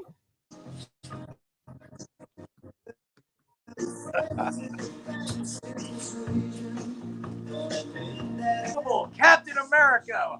What's going on, Cage Titans? What's happening, Jerry Muse? What's going on? Congratulations for winning Sub of the Year with the Twister. The Twister Is he still submission. dancing? Bring it in close. Sorry, I can't hear you. You guys got to go to the front of Sid Yatong. Your internet sucks in the back. Oh, shoot. All right, let's work our way up to the front. Let's work the way to the front. Let's work the way. We can hear you fine. Sid Yatong's running their Wi-Fi on a router made from scraps from the 1940s. Comments of the night. So here we go. Let's see if we got him. Yeah, In front of the building. Our internet router was carved in stone. There we go. Now we can see this handsome man. Yeah, take a seat. All of us. There we go. The whole crew here. We got the Avengers, Black Widow, Spider-Man, and Captain What's America. going on, Cage Titans? Hey, guys. What's happening, Avengers? So I hear great choreography, horrible internet, guys. Dang. Yeah, Well, I Jerry, guess we need an electronics guy in the Avengers. So if anybody's interested, would that be the Hulk or the Iron Man? Where's Iron Man? no, we need to recruit them. That's Oh, what I'm okay. saying. This is All right. this is Well, we're actually getting you a little better right now with service and from this position. So don't move that potato of a phone from that spot. We know you're 105, so technology is not your thing. that is true. It's not my technology is not my thing. That is So true. let me ask you, obviously Twister was submission of the year. What people don't know is you called this submission before the fight. How was it to actually go out there and call your shot Babe Ruth style and actually pull it off? Yeah, no, it was good. I guess like I had the idea to do something, I was like, all right, I got to do something because I did that fight and I hadn't fought in a long time, and I really didn't have any plans to keep fighting. I think just because of the popularity of the Twister, I was like, oh, I guess I should just keep fighting. And I like to say he was on ice, but he was actually in the ice, and we had to get him out. That's why there was a layoff for a while. You had the defrost. You had the Yeah, I had defrost. to defrost. 5-year-old. So yeah, I really didn't have too much plans to keep fighting, right? I guess I just have had some success this year, so I kept it going. Obviously, you've had some success. You went 3-0, and at this time, I'd like to let you know, I'm going to throw up on the screen, you also won Walkout of the Year for Return of the Mac. You split votes amongst yourself with your Return of the Mac walkout and your dancing, but you were number 1 and number 2 in voting for both of your walkouts this year. So congratulations for your second award tonight with Return of the Mac walkout. Oh, thank you. I mean, I am like the pound for pound dancer in MMA, so there's no question about that. I can't think of anybody that comes close in that category off the top of my head by a long shot. Powerful submissions, powerful choreography, and a powerful dual win in 2023 for Captain America. Yeah, for sure. So, now as we kind of, I got to ask, obviously it doesn't have to necessarily do with your award actually for your submission, but kind of transition. You won the walkout on Veterans Day. What was it? Also you're up for post-fight speech, which we're going to do that award in a little while. What was it like for you to kind of see your career this year? You went 5-0, 3-0 within Cage Titans. You had some great viral moments, and then to be able to cap it off fighting on Veterans Day. What was that like for you? Yeah, no, that was a great way to end the year. The whole fight, I think, kind of carried itself and really delivered with, me and Aaron Hughes, like, doing all the promotion to kind of build ourselves, build the fight, and kind of give the fans something entertaining to watch. So, it did mean a lot. And I think it kind of made me feel like I had a big responsibility to make sure I delivered, but also conducted myself like, the way people would expect Captain America to conduct himself and not lose my cool or anything. How can Spidey miss that opportunity to say with great powers come great responsibility after you just let that out there? Yeah, exactly. That's only for Uncle Ben to say. That's his words, not mine. Anyway, well, as we look forward to 2024, we're 3 days into the year. What can people expect to see from you this year? Oh man, like I said, when I started fighting in January, I really didn't have too big of plans to fight again. I think because when I fought that fight, we did the matchup for Hicksonbaugh, and Hicksonbaugh was pretty good. He was 2-0, and he was dedicated young kid. And I took that fight, and I really didn't have much time to train for it. I just knew. But I kind of thought it was like, all right, if I can beat this guy without, putting a lot of things aside, making other sacrifices in my life to fight, then I'll see about taking this seriously. So, I'm definitely going to fight again for Cage Titans. Me and you already talked about some fights, so I don't want to spoil any surprises. But yeah, I expect big things and bigger walkouts too. There you go. Well, Captain America, when you're performing and your name's out there, the sport's a little bit more fun. Cage Titans is a little bit more fun. So we look forward to seeing you and building on these performances for 2023 and see what comes in 2024. Definitely. All right. Well, thank you so much. And you and the team go back to saving the universe. Go save the planet some more. Avengers. Congratulations again, Jerry Muse, Captain America. Thanks again, guys. Thank you. Cage Titans, baby. Let's go. All right, there you go. So the man himself, Captain America, Spider-Man. We still don't know who Spider-Man is, and that's Peter always Parker. been Peter Parker. That they're still. It's funny. He had a poll up like, who do you think Spider-Man is? Because no one's seen him outside of costume. Because they're very protective of that. They'll go backstage and like when no one's around to get changed into costume and stuff. So they're pretty protective of that. Got to protect your identities when you're in the Avengers. You definitely got to protect your identity. Since we did pro sub, I think we should go to amateur sub and we'll go over that because I think back-to-back subs would be perfect. So let me pull up the amateur sub of the year. And here you go. Oh, of course, there's an ad. Dude, these ads. And to Mikey, yes, we do get paid for the ads. We do? Yes, we do. Oh, shit. There we go. All right, that ain't so bad.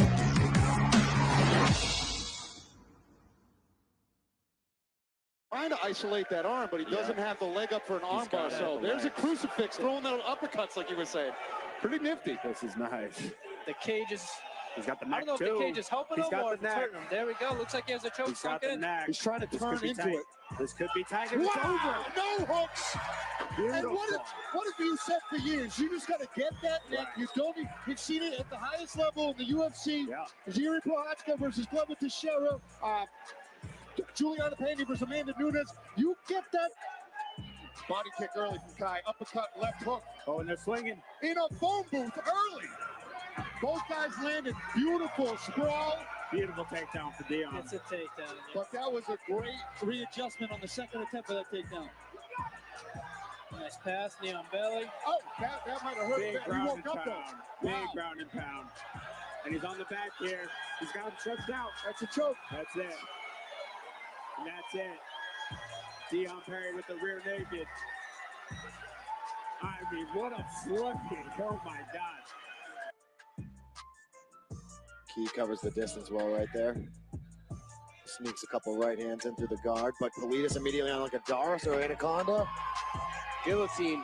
Going for power Is it, guillotine. no arm. Oh, looking. Yeah, he's looking got the tight. rear naked grip on it. Yeah, like a ninja, or front naked, or. Oh, he's out. Oh He's my out. goodness. He's out. Whoa, Nelly. He stayed in the middle instead of going to the side. Wow. Go for over the Spaghetti. shoulder. Talk about spaghetti. It's behind. It's behind. No, it's Ooh, back it's in. It's underneath. back in. Now he's turning into like a bicep crusher, I think. No. Oh my He's God. trying to get it behind his back, but Will's doing a good job fighting it. Yeah, he's using the floor to prevent it. We've Using seen the some cage. gnarly Kimuras, so Yeah, my teammate. yeah. Man, Ash has a great grip on that. There's a spider web of gloves. Yeah, the legs are in Oh, front. oh. Oh, tap.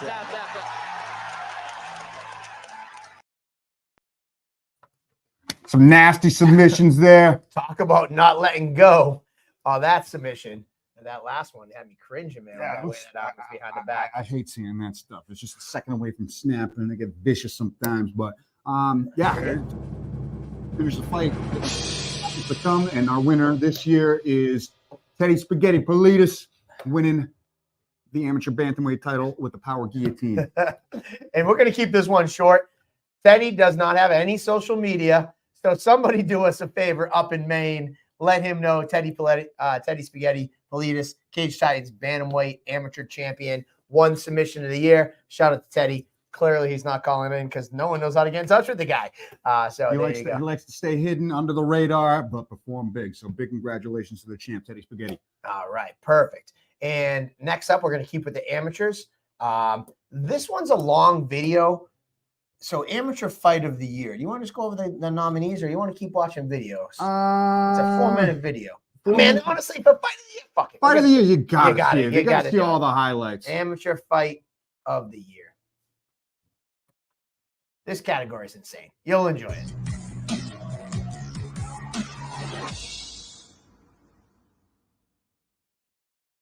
in the veins of both of these undefeated prospects. Man, I can't wait for this. From Ozzy Martin, especially. You know what? Oh! Ozzy's chin holding up too. He's blocking him, but just There's been a lot of hype for this, but this is exceeding the hype so far. Look at that. His shots, he kind of like lowers that guard a little bit. And Ozzy finds it as he drops Ozzy. with that knockdown. Well, Right behind the ear with the hook is Brody. He's got him on the fence. He's hurt. But look at Ozzy. He found a right hand. Threw the off balance, but nice head kick from it. Oh! Big. Ozzy just smiled at him. Whoa! Oh my goodness. And I think Up this round, it's been all Brody. talking to the doc again. Well, they got Like they use that. A big win there. Just a. Like touch gloves now. It's not. Sergey Pasuko, champion in the red. Miguel Savage, nice Check fireworks. double leg early for Sergey after both landing in an exchange. Tenacious. He's back up to his feet. Look at those hands. Here we go. Nice. Both of them throwing hands though. Look at this fumble. Nice right hand from Sevenson. Worth the price of admission. Here it is. Miguel didn't know what Sergey was. Heavy. He's so long. And that jab right out the gate, but Sergey's landing some of these strikes too. Miguel's got to keep his chin down. There it is. Beautiful jab, combo. uppercut, hook. Very, very nice. Off to the body. Beautiful grabs. Miguel's looking job. We heard him with that jab. Really up and out, but the throw to the wizard. Nothing What a going scramble. how expected it to go. The hands and the flurries. Lightweight champion. Go. Two hungry up-and-comers here making their debuts. Nice right hand there from both guys. Oh, that right he hand flipped was him. great. He flipped him again. He's got him hurt here. Drew up and hurt bad, really wobbled, but staying tough. Nice knee to the body. Big knee to the body. Look at how he stayed the counter. He's got a big mouse on his eye. Nice jab from Arpin. Arpin's getting his wits about him though. Yes, still bad Whoa. intentions. Throwing a nice Looks right like hand. it's helping. There he goes. Oh! Whoa! They're Drew slugging it out. Sandy's hurt gosh. now. They're slugging it out here. Don Fry, Taki Young. The toughness of both of these guys. Santa Munoz. That Memorial Hall. What a fight. That's Beautiful. 9 minutes of glorious amateur mixed martial arts action. I hate watching my friends fight, Loco. I know. You're You know, nervous. it's the worst. You'd Just rather be in this. this. Takes the center of brain hit right away. Oh, go for the take. Right away, Kennedy gets the take on headline. You got to be careful. There is right down, right back down. You've got to take his time a little bit more. Oh, Kennedy, got to watch out for the passing. You know, not try and force anything too much here. Here we go. Nice Oh, walk up nice, on that. Good. nice low calf kick there. Nice. Oh, good. He's trying to set it up. Another one. Be careful. Look like he notices his Oh, coming. that was a good two. Nice chin on Ryan. What a Goes chin. to the side. He's going. He Oh, that ate that. uppercut. There it is. He's got to get his hands up. Those kicks are hurt. Oh, man. nice left there. There it is. You got to be Wow. careful. There it Wow. is. Wow. He's up. Whoa. End of the round. Ooh, yeah.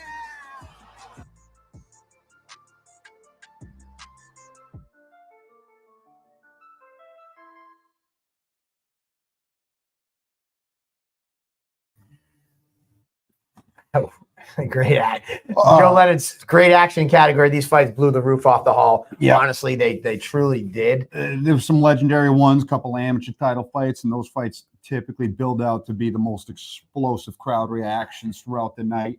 You know, got to give a shout out to all of them because Drew Arp and Santi Munoz kicked the year off strong. That was an early contender right there. Shout out to all 8 fighters in this category because it always takes 2 to tango when Yes. it comes to a fight of the year. But these two stood head and shoulders above the rest of the crowd. And I don't even think I would play the drum roll, and I'm gonna just for aesthetics. But I don't think it's any surprise. Some of them were tight categories. This one was a This runaway. was a runaway. Brody McDougal and Ozzy Martin. Cage Tights amateur fight of the year.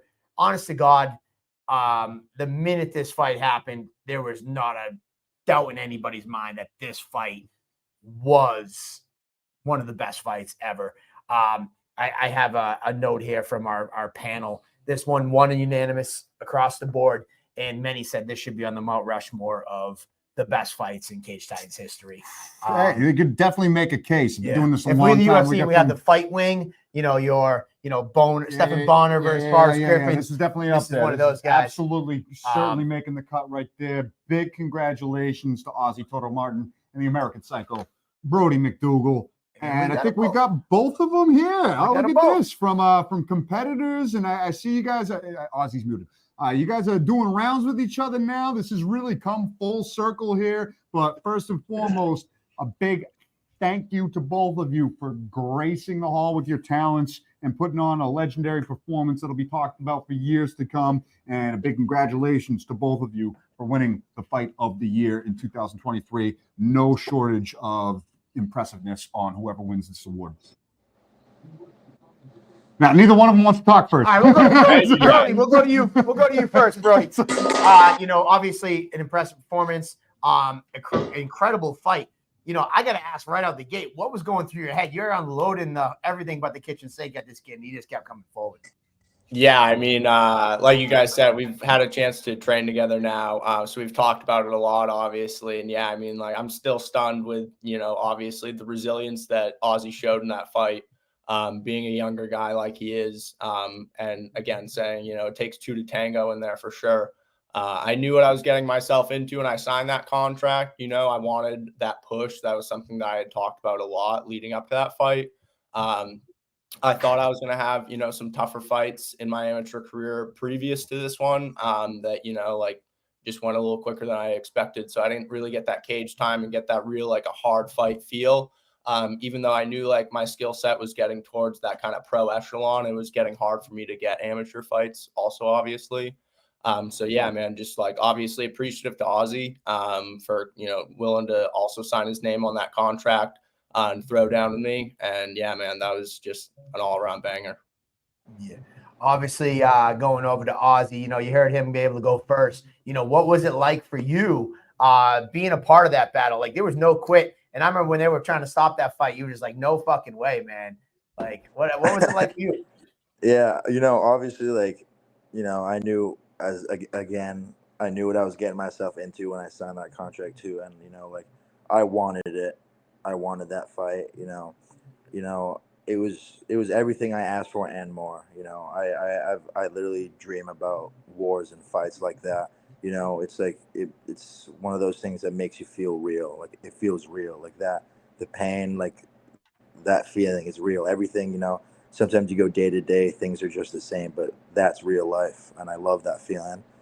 And not much else to say. Honestly, that was fun as hell. And now, for my third amateur fight, not too shabby, and obviously, I want to just keep moving forward. And now I just feel nothing can stop me. And I just grew so much from that fight. And obviously, similar to Brody, I hadn't really had that cage experience in my previous fights. So that's one of the reasons why I wanted to fight him, was because I knew he was the best there. And it was hard for me to get a fight, and he was there, and I was like, let's do it, dude. It's gonna be fun. And I got everything I wanted and more. And obviously, for me, I'll fight till I'm dead, and I'll fight till I'm either you take me out or you break my arm or leg or something like that. So I'm always gonna be ready to fight, and no matter what, I'm always in the fight. I'll always say the fight should have unlimited time, but that's just me. But we have had a chance to train and stuff like that, and just us two training together now, it's just gonna be bad news for everyone else. So I guess right here and now we can put to bed. People asking for Ozzy versus Brody too. We're gonna put that to bed. You can come to the gym at Nostos and see it happen there. Yeah, you can come to the gym and we'll have a drop-in fee, and then you can pay and you can see us throw down. There you go. So Ozzy, I'm going to come to you in a minute, Brody, but before I let Ozzy go, Ozzy, next time we're seeing you, you were in a performance like this, and obviously now looking back, it was fight of the year, and you got a matchup coming up on January 27th. You're right back into the title fight, and I think that you're more than deserving. A couple people asked me, like, oh, Ozzy's right back in there for a title fight. It's like, I think that performance was such a performance, though you might have not come away with the win. You were a winner in that fight, and that's where I felt it was comfortable putting you into a title fight coming off this performance. So you're taking on Cully Johnson. What can we expect from you on January 27th after this little bit of a layoff? I'm super, super hyped to get back in there. I'm excited. I love a good fight. And I think you're going to see the best Ozzy Martin that you've ever seen. And I feel like you're just going to see a complete fighter, and you're going to see violence, power, aggression, smart decisions. All respect to Cully, for taking the fight and everything. But, this is my time now. And I'm going to solidify myself as the best 170 amateur in New England that night. And I'm going to just show everyone what I got. Perfect. And last question from Rob Pico. Are you selling shirts for this fight? I'm in the process. I'm getting it done right now. My older brother's actually doing it for me, and he asked me today a few questions. So hopefully I'm getting those now. I'm working on it. All right, there you go. Well, thank you so much, Ozzy, for joining us, and we look forward to seeing you on January 27th when you fight again for that Cage Titans welterweight championship, taking on Cully Johnson. Hell yeah. All right, thank you so much. Thank you so much, Ozzy Toro Martin. All right, here we go. Now we're back to Brody. Brody, I think this is a perfect time to let you know that you have also won another award, Amateur Fighter of the Year for Cage Titans 2023. So congratulations to you for winning another award tonight for the Amateur Fighter. And another sweeping vote across the board there. You were also unanimous in this selection as Amateur Fighter. I think your performance really solidified what a lot of people knew about you in the amateur ranks. So, not only congratulations on this award, let us know. I think you have some plans to be moving forward in 2024 as a pro. Yes, sir. Absolutely. Yeah, it's time to get paid, man. There you go. So reflecting back, you just wrapped up, so to speak, your amateur career in 2023. You won Fight of the Year. You won, Amateur Fighter of the Year and Fight of the Year. What, as a whole, as you look back at your amateur career, bring us through some things that come to mind for yourself. Yeah, I mean, obviously quick, right? I came from just being a D3 college hockey player that, had no actual martial arts experience of any kind. I had done a tiny bit of boxing. But I basically walked into No Stos MMA in, 2020, 2021, can barely throw a 1-2, right?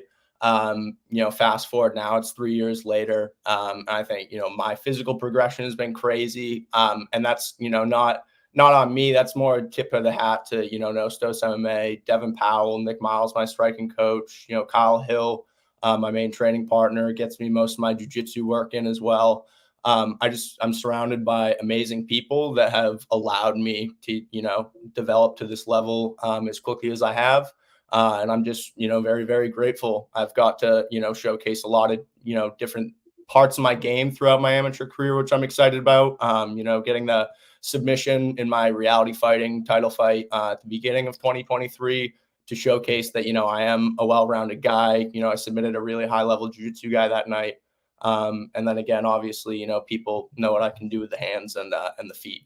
So yeah, no, just excited to have been able to show my progression in the amateur career. And I think I got a lot of people scared now.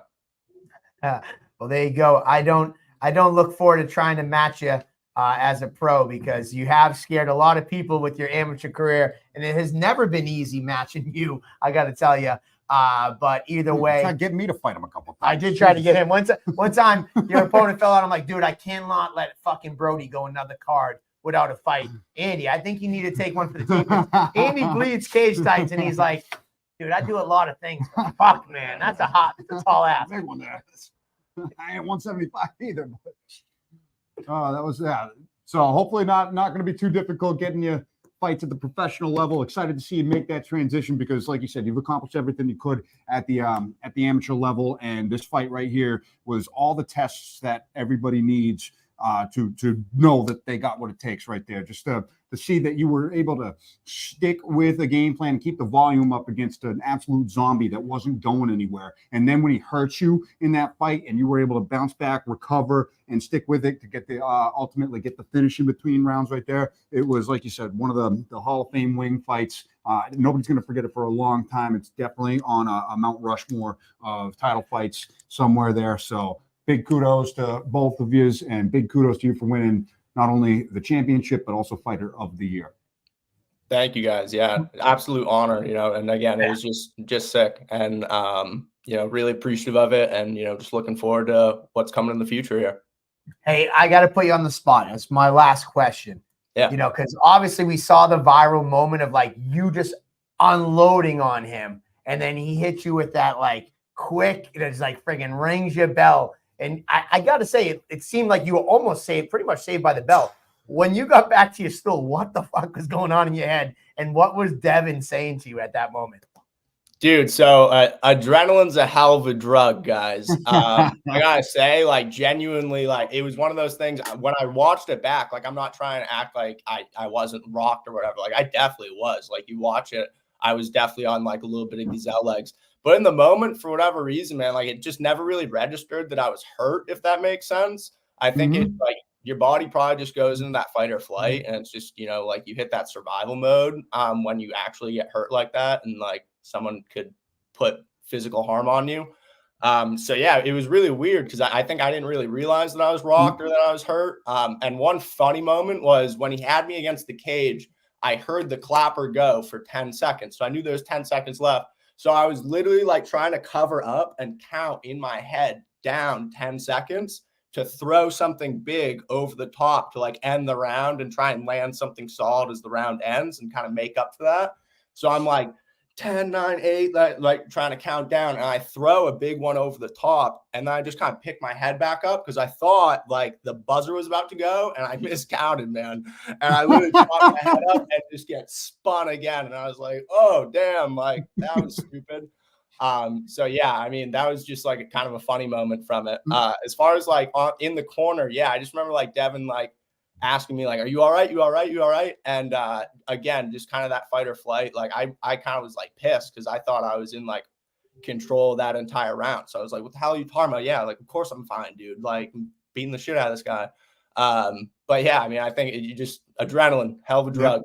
Oh yeah, you're not the first person to say that too. I think I got to shout out Kin Muay a few years back when he headlined against Tateki. He got hurt somewhere in that fight and was kind of put on baby gazelle legs. And at the after party, he was like, I feel like I got tagged a little bit there. I don't know if you guys picked up on that. I was like, oh no, we picked up on it.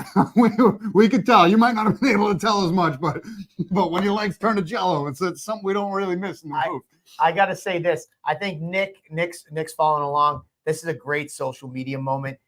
Because that was a viral moment. If we could play that moment and then like kind of like cut to you, like what you were going through in that countdown. Because that's a cool piece of like information. The fact that you were counting it down and like you had that whereabout, and then be like, this is what I thought was going on. But this is what happened. Apparently, adrenaline and math do not mix. Your head is in such a weird place in there, man. Like, I mean, you guys know, like you fought, but like, because again, like you have this extreme violence going on and like, that adrenaline pumping, but at the same time, like you're in kind of like a calm, like clear space as well. And like, I remember even before I got rocked, I hit him with an uppercut and then I reached to grab the back of his head, almost to like give him like a schoolboy uppercut after. I remember literally thinking as I was reaching my arm out to grab the back of his head, like, man, like I hope he doesn't throw anything over the top. Like I realized as I did it, I was exposed, and then immediately just like wink, got the head spun, and was like, yep, okay. Like kind of saw that coming actually. So again, just like little things to learn from too, you know what I mean? Like taking, little unnecessary chances and stuff like that. But yeah, it's kind of the funny in between things that you remember. There you go. Well, thank you so much. And honestly, we look forward to seeing what happens in 2024. And we wish you all the best and congratulations on an amazing, not only 2023, but an amazing amateur career. And good luck in the future. Thank you guys so much, man. Really appreciate it. Have a good one. Cheers. All right. Wow. Moving right along. We're over the 2-hour We're mark. over here, the but 2 hour, it man. doesn't matter. We still got some more accolades. We got to go. some more accolades. Couple more. I wasn't gonna. I want to fast forward and not play the videos, but this category is too much. You have to. So without further ado, the one you've been waiting on. We did the amateur knockout, but let's go to the pro knockout of the year.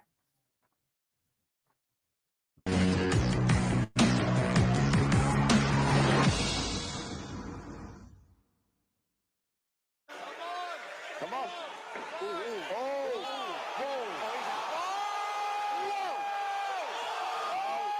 At the ending of the round. What did I say? What did I say? I said in one punch it could change. I said in one punch it could change. Out cold, 247 pounds, hits in the face. It doesn't matter how many land. Only one matters. Oh, another head kick. Oh, there it is. Liver kick. It's over, baby. Beautiful. Here goes Crow-Cop. Wow, you could hear that like a baseball bat in a gunshot. Highly calculated violence. I'm going back to the UFC, motherfuckers, and we're taking the lightweight division by storm. That Casey's not. Oh! He's out! Man. He's out! A double roundhouse kick knockout! Whoa! The switch kick shinned the dome, and he. I told you those kicks were gonna work. Forward. I told you those kicks were gonna work. Hey, Pat Casey. There it is. Mike doesn't know where he is. He's looking for a leg. He's hurt bad right now. Cover it up. This fight's over. And in record time at flyweight, Mitch Raposo with a great jab, set it up, bam. Straight on the body.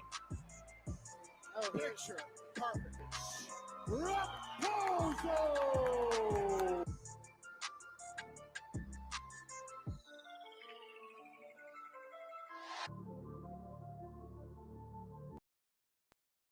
Boom. All right, now we're back. Like we said, we had shortages in this category where we've had to consolidate the amateurs and pros over the year, where we're sitting there, it's like, who won it last year? And it was like a pro-amateur combination category. So we had so many knockouts at both amateur and professional, where we had to split it up into two very viable categories. And as you saw right there, we had some insane kick knockouts, some real explosive moments. But the winner for knockout of the year this year, and this was another one that was razor thin across the board in the votes. You can make a case for all of these fights. Mitch Raposo and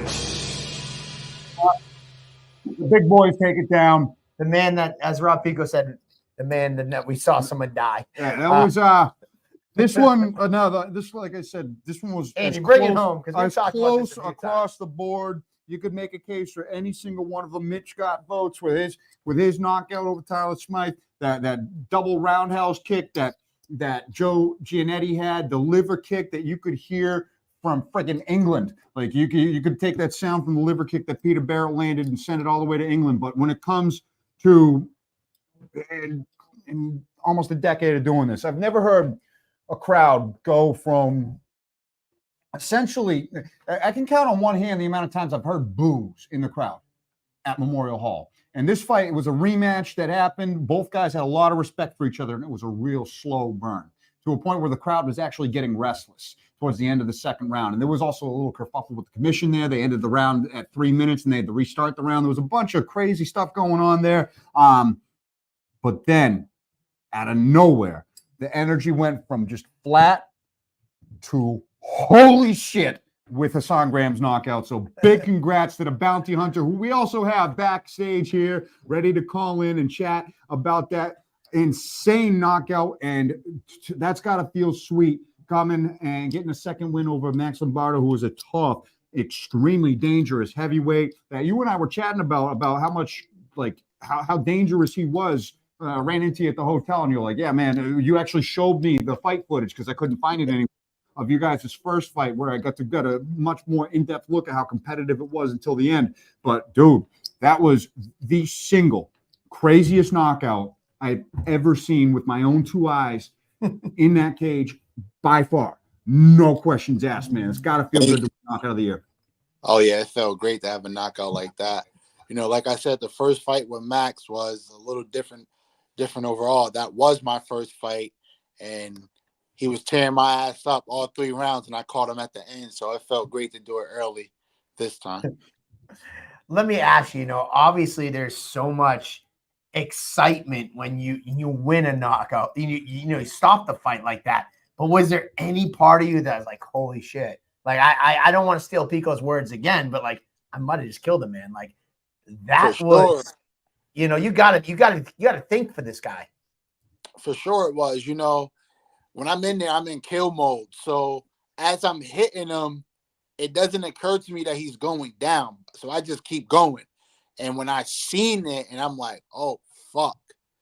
And, I love Max. Max is a good dude. He's a little older, too. So I'm like, yeah, I might have just caught a body. I might have just caught one. So I was a little worried. Yeah. Yeah, you're like, I've never seen someone at Cage Titans at least knock someone out and they go like, oh, my bad. Like immediately. That was and like I said, I mean, it went from the most restless crowd that I've ever heard at Cage Titans to the loudest I've ever heard. And just the sheer jump. It was like if the stock was middle, it just dipped down to the low point and then immediately escalated to the absolute high point like that in the blink of an eye. Because like you said, you already had 3 rounds with them. You guys had so much respect for each other. You're both setting things up with feints, throwing leg kicks. It's a professional heavyweight bout. It's the first, I think, pro fight of the night. So it was the first time that they were shown 5-minute rounds. And a lot of these guys, it's the first people in the crowd might be the first time seeing both of you fight. So they were getting restless there with no disrespect, the lackluster action that was going on until the final 10 seconds of that second round where you put them to sleep. And that was a shot of espresso, crack, everything that just brought the life into the building like I've never heard it before. I mean, I can't speak enough about how insane that particular moment was. And the clip, everybody, I don't know if you know this, but I had a couple friends of mine come through for their first ever Cage Titans. And that was right at that point where we're kind of redlining the capacity of the building right there. So there was a little bit of standing room only.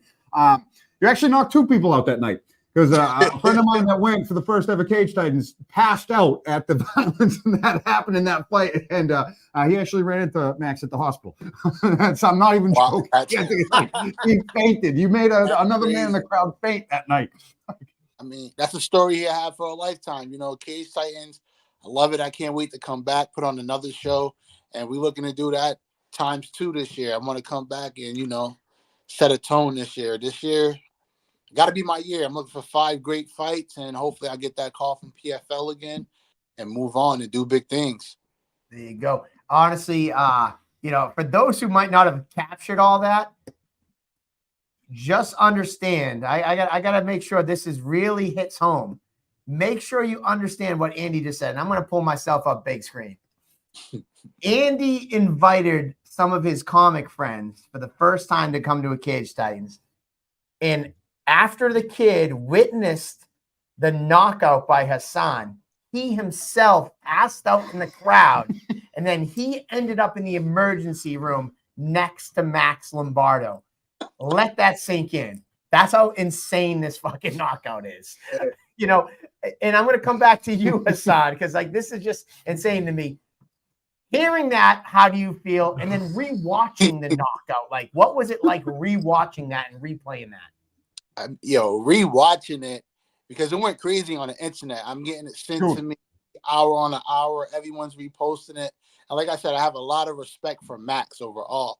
So I kind of felt bad, but now I know he's healthy and he's good. It was a hell of a knockout. It was definitely a murder scene, the first murder scene in Cage Titans. So every time I come there, I do big things. There you are. So on a quick note on that note, Nick behind the scenes, he's already told me that this view that already generated over 250,000 views. And like you said, people are sharing it. We're still getting notifications on the daily of new people finding this video and sharing it, which is unnormal for a flash KO. Usually it's like the flash KO of the weekend and it gets some plays for a week after the show, and then you kind of goes back to obscurity because the next knockout's out there. You're still getting legs with this knockout, and I just think it speaks to it. My final thing before I let you go, new dad, what's that been like? And you know, you already kind of alluded to what you plan on bringing in 2024, but you know, how's it like, you know, sitting out for a little bit, becoming a new dad? Oh man, that's the best thing ever. I can't even explain it. If you don't got no kids and you're old enough, just go out there and get it done. Have one. It's lovely, man. It's lovely. It's a high. It's a great high, and I'm loving it. There you go. Word from the bounty hunter yourself. He doesn't do drugs, drugs, but he's got 5 kids. All right, that's why explains a lot. Well, oh man, dude, like that. I had another point. Was that's going to be scary. You already have enough knockout power. Now you're bringing dad strength into the mix. That's a real scary thing. And not even dad strength. You know, now I'm fighting for something bigger. We got to get it done.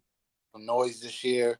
Have some great fights, and you know, try to get to the top and stay there. There you go.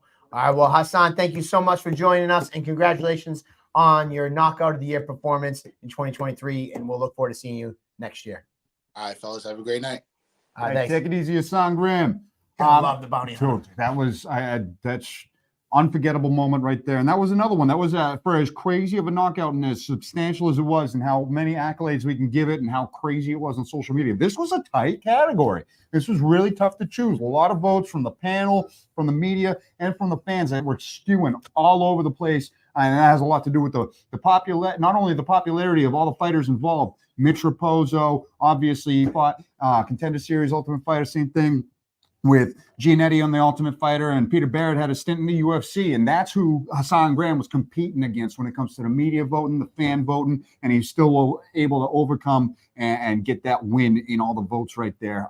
So couldn't be more deserving. That was seriously one of the craziest knockouts, but nothing to be taken away from the other nominees there. All stud talents and all stud performances.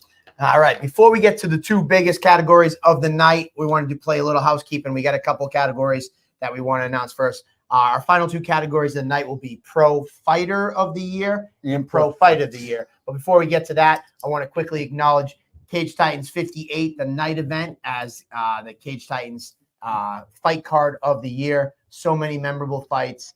The party, as you see here, in Duma, Barrett and Kanani. Sub of the year nominee Jacob Bone versus there was so many good fights, and that was again at the end of the day night doubleheader. So the momentum really first time we did an all pro card. I do believe that was the first all pro card because we had 2 amateur fight card. I remember calling 2 amateur fights in the first day night doubleheader. So that was the first ever all professional card.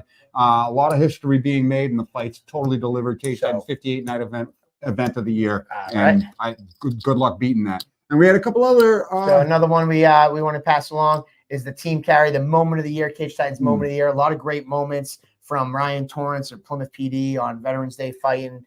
You know, we had Jalen Brown at the Hall. So many great moments, but year after year, keeping team carry's memory alive. Devin Carrier. This year, I got to give a shout out to Mikey Da Silva, who like literally raided my house and took all my old cage mats and has been cutting them up and presenting them. This is the first time we did it. We presented the team carrier. If you haven't seen it earlier today, we did the same one for Lozon to hang at their gym, the home of Devin Carrier's gym. It's been represented at Plymouth Memorial Hall for so many years now, and is always going to resonate with everybody at Cage Titans. Devin Carrier being as powerful of a presence as he was. I remember sharing a fight card with him. I didn't even know. But what makes this memory so great was that was on the pro debut night of Miguel Savesin, who you see pictured next to him, Logan Carrier, Devin's younger brother. Logan and Miguel went to school together, and then upon the passing of Devin, Miguel had no real training or anything. It motivated him to get there and get back into the gym so he could help his friend deal with the trauma of losing his brother. And gotta give the big shout out to Big Mike Da Silva before raiding your closet, because you keep all the merch like it's like Indiana Jones treasure. So he was able to do that, cut out those pieces, frame them up, and get them to the right people and the deserving people. So speaking this was of a tremendous moment. So speaking of tributes, this year we lost fighter Arthur Mopofu, and speech of the year goes to Jay Perrin. There were some great speeches, but nothing was more powerful than Jay, talking about you know, people that are in need. They need to talk. It's, you know, somebody to talk to, especially men, and, you know, mental health and things of that nature. You know, a beautiful moment and touching. And I know I can't really say much more without getting too emotional, but, you know, a beautiful speech and a beautiful tribute to them both. We're a family through and through at Cage Titans. It resonates through everybody, for everybody, with everybody. So the moment of the year and the speech of the year to really give accolades to Cage Titans family that we're never going to see again in person is, I think, really special. And like you said, it's tough to talk about both of these without getting emotional here. So there you go. So those are some awards that we, as well, that we're giving away. So our final 2 award category is Pro Fighter and Pro Fight. I think we have to do these fights justice. And our last video of the night will be the nominees for the Pro Fight of the Year. And we'll follow that up with Pro Fighter of the Year. So without further ado, here we go.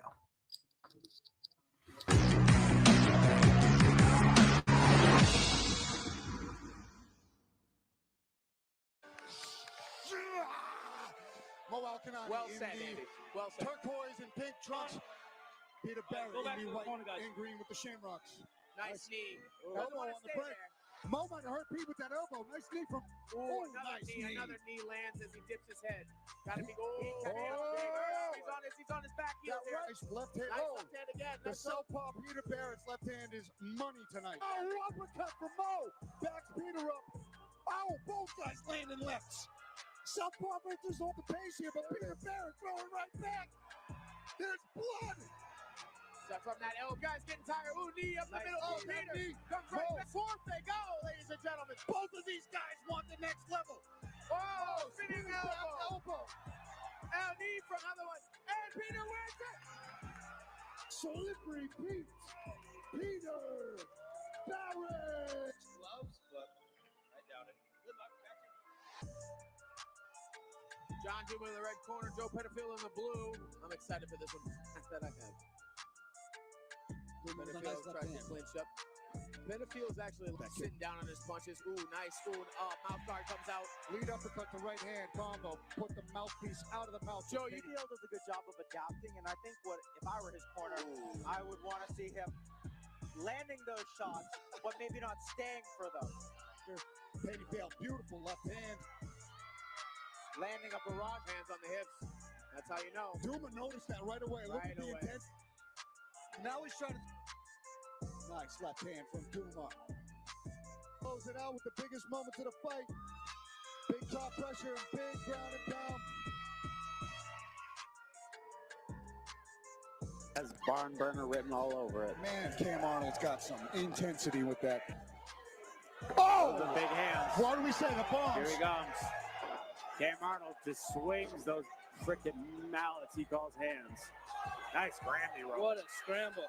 Really trying to scramble things up, and Will Smith trying to throw a kick. He got staggered there, too, from Will Smith. Oh, my God. Nice flying. He has, Ed. He hasn't gone down yet. Whoa. Beautiful entry there. Let's see if he can get this double. There and it he is. gets it. Oh. Nice. Those guys landing. Oh, he hurt him to the body. He hurt him to the body. Nice back fist. Yeah, if the judges see that, that might have stole the round. Will Sriracha Smith. Will Smith in the red and gold. Baldina in the pink.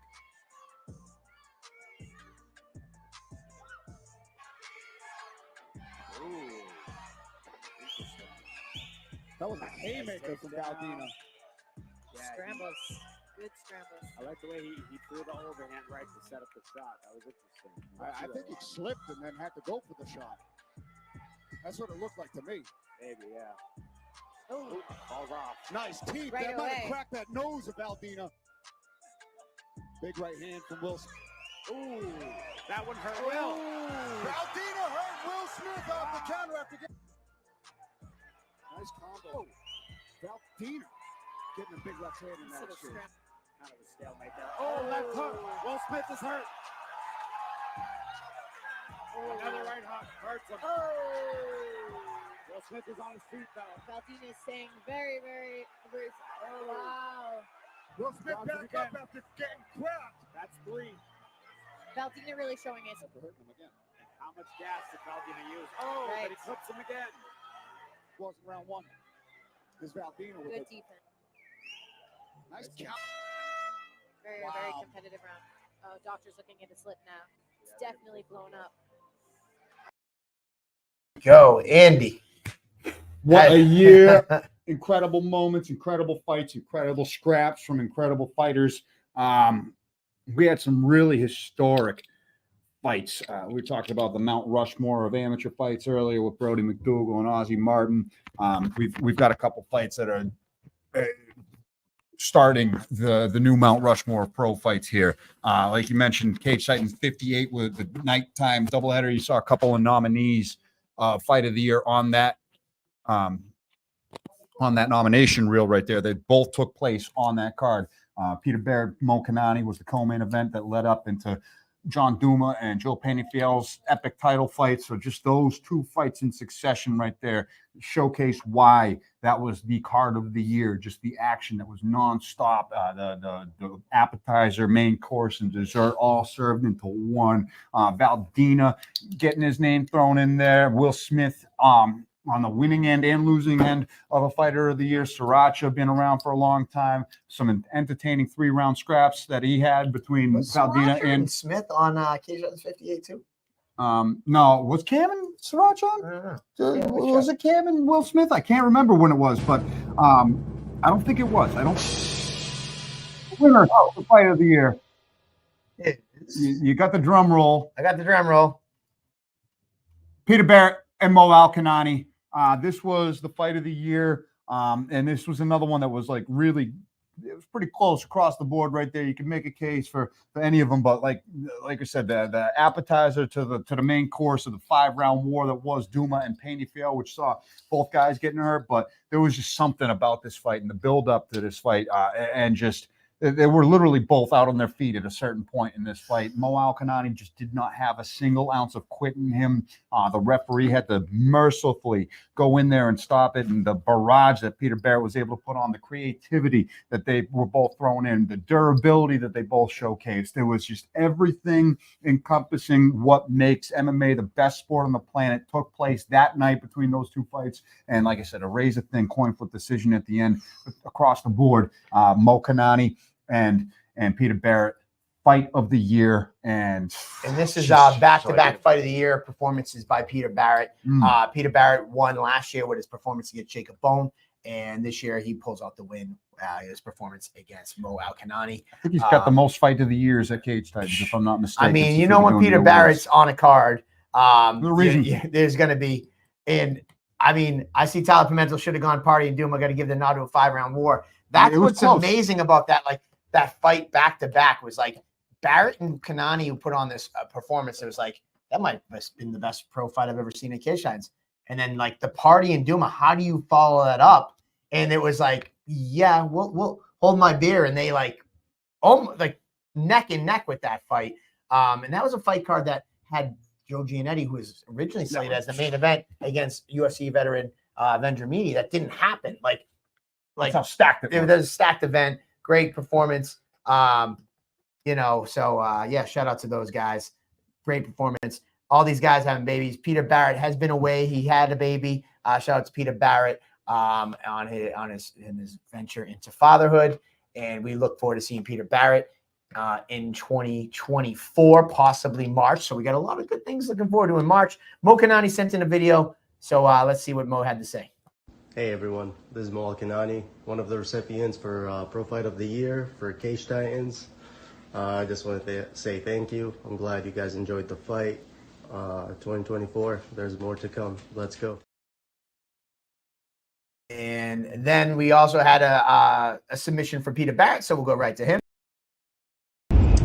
Yo, what's up, Cage Titans? I just want to take a second and say thank you, not only for nominating me, but for also choosing me to be the Pro Fight of the Year. Me and Mo threw down pretty fucking hard. It was a great fight. We both got some stitches, I believe. my forehead was wide open. Great fight. Looking to make a big return this year. But again, I just wanted to send a quick message to say thank you to everybody, to the Cage Titans family for voting for me.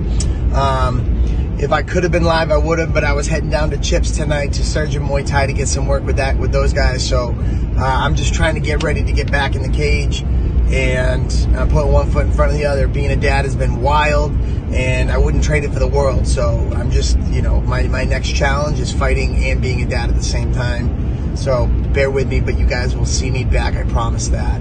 Let's fucking go. All right, there you go. Another dad.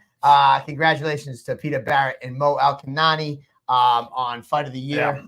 Yeah. And I got to agree with Tyler. I could have gone to that 5-round war. You got to give that shout out. Those are literally, if you got the Mount Rushmore of professional fights that I've ever seen, you had 2 of them back to back that night. So it was truly that close, and those were truly those good of fights.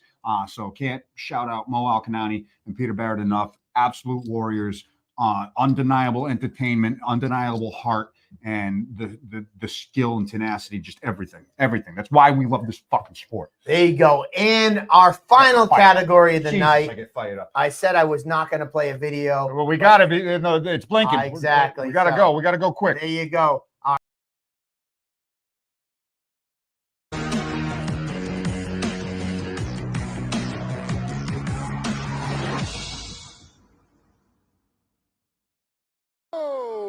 Skeletor Giannetti.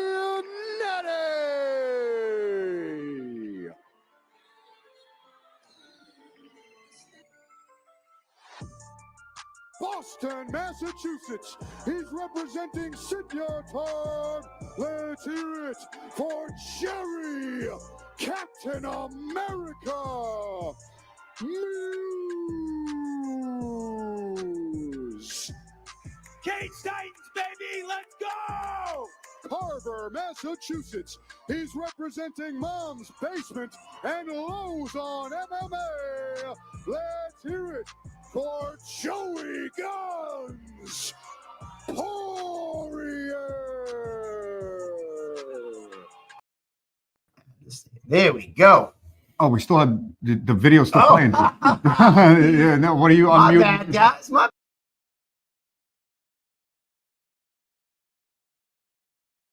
Lowe's on MMA.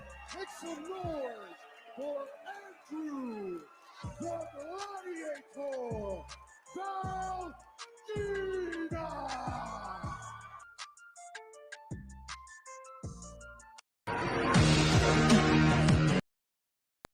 Right. There we go. There we Another go. stacked year. A little quick on the jump there, but there, man. So, some fighters really hit a stride this year. A bunch of guys keeping a goose egg in their professional career. We have some undefeated fighters there, some champs there, and a tight category overall. But this was This was definitely a tough year because it was so tight. Like, you had Valdina who went 3-0. You had Poirier who went 4-1, 3-1 with Cage Titans. You had JoJo 2-1. You had Muse 3-0. And there was a lot of dynamics to who they fought, the level of fighters. There was just a lot that went into this. But I gotta say, I will drum roll it. Actually, I'm not gonna. Yeah, I will say this: that the winner set a brand new record for the amount of votes that they received. This is the most voted category in the history of Cage Titans, and this fighter won 34% of the votes and had the most amount of votes in the history. So without further ado, so shout out to him and his fans. Your Pro Fighter of the Year, Andrew Valdina. The Gladiator himself. There you He go. has done it. He is the Pro Fighter of the Year, maintaining an undefeated professional record and really hitting a stride in the professional ranks after a substantial amateur career. And I may as well just throw out the news right here. We just confirmed today he's going to be joining the commentary booth again, January 27th. He's been a great addition to the commentary team in 2023, and looking forward to getting him back to work on the mic. Like you said, the mic skills and the fight skills, they go hand in hand, and look at them helping them grow there. I got to say I'm excited for that as well. The commentary team is going to be me, Andrew Valdina, and Hillary Rose this time out. So, and if you can't we got tell them in from the the works. comments flooding in, this kid is pretty popular. That's where he ran away and setting the record for votes. Without further ado, the man himself, the Gladiator. What's The up, moat's guys? there, How the we doing? mustache is gone. What's going on, Andrew Valdina? Yeah, I had to shave it off. How we doing, guys? Thank Doing you guys well, man. very much, seriously, for the recognition. And I didn't know about the breaking the record for the votes, and I take a lot of pride in that too. I feel like everyone that supports me is just really into it now. Like they're really into like my career and stuff, and that just means a lot just to hear that. So thank you guys for everyone that voted, and just to keep thanking people before we get into questions and stuff. Like I just want to thank my family. They do literally so much for me. You can see them in the comments already. And the reason that there's the easy pass. Thanks my teammates, my coaches. This is not like everybody, but Joe Lozon, Pete Luciani, Coach Mike Bromberg, Joe Poirier, my main training partner, my fucking brother, Connor Matthews, Tyler Menard, Drew Arpin. The list goes on, but thanks my sponsors and Mike Perry and Derek, Coach Derek. You guys all just got me here, so thank you guys. Yeah, man. Honestly, you have a tremendous support system. Andy jokes in my ear that the reason the Hall Pass isn't existent is from your family. They're, no matter when you were fighting on the card, they're always the first in line. And not only that, like even the voting, your dad was like text messaging me being like, hey, I got a question. When's voting in? When is it live? He's like, he's getting the Gladiator army behind you. So you definitely have a tremendous support system. And I think it shows not only in times like this when it comes to voting for, a category like this, but on fight night. Your dad's calling Russell Crowe. He's calling everybody to get on. It's like, no, I know. Seriously, my family goes bonkers for this shit, and I wouldn't have it any other way. I'm very fortunate, honestly. Bad things, quote unquote bad things have happened this year to me and stuff with injuries or end of 2023, whatever. But I've always had people that I can just always fall back on and rely on. My family's literally always there for me every step of the way. My team's for me every step of the way, and I just can't thank them enough. Seriously, it's fucking awesome. Let's go. Yeah. I think it's your sister says sounds like dad. Yeah, it does sound like. It's so funny. He's like, hey, so a couple of my friends are on. They have to register to vote. I'm like, nope, that's not true. I'm going to give him a little dig. I want to be like, it's just the old people that don't know how to use their phones that think they have to register.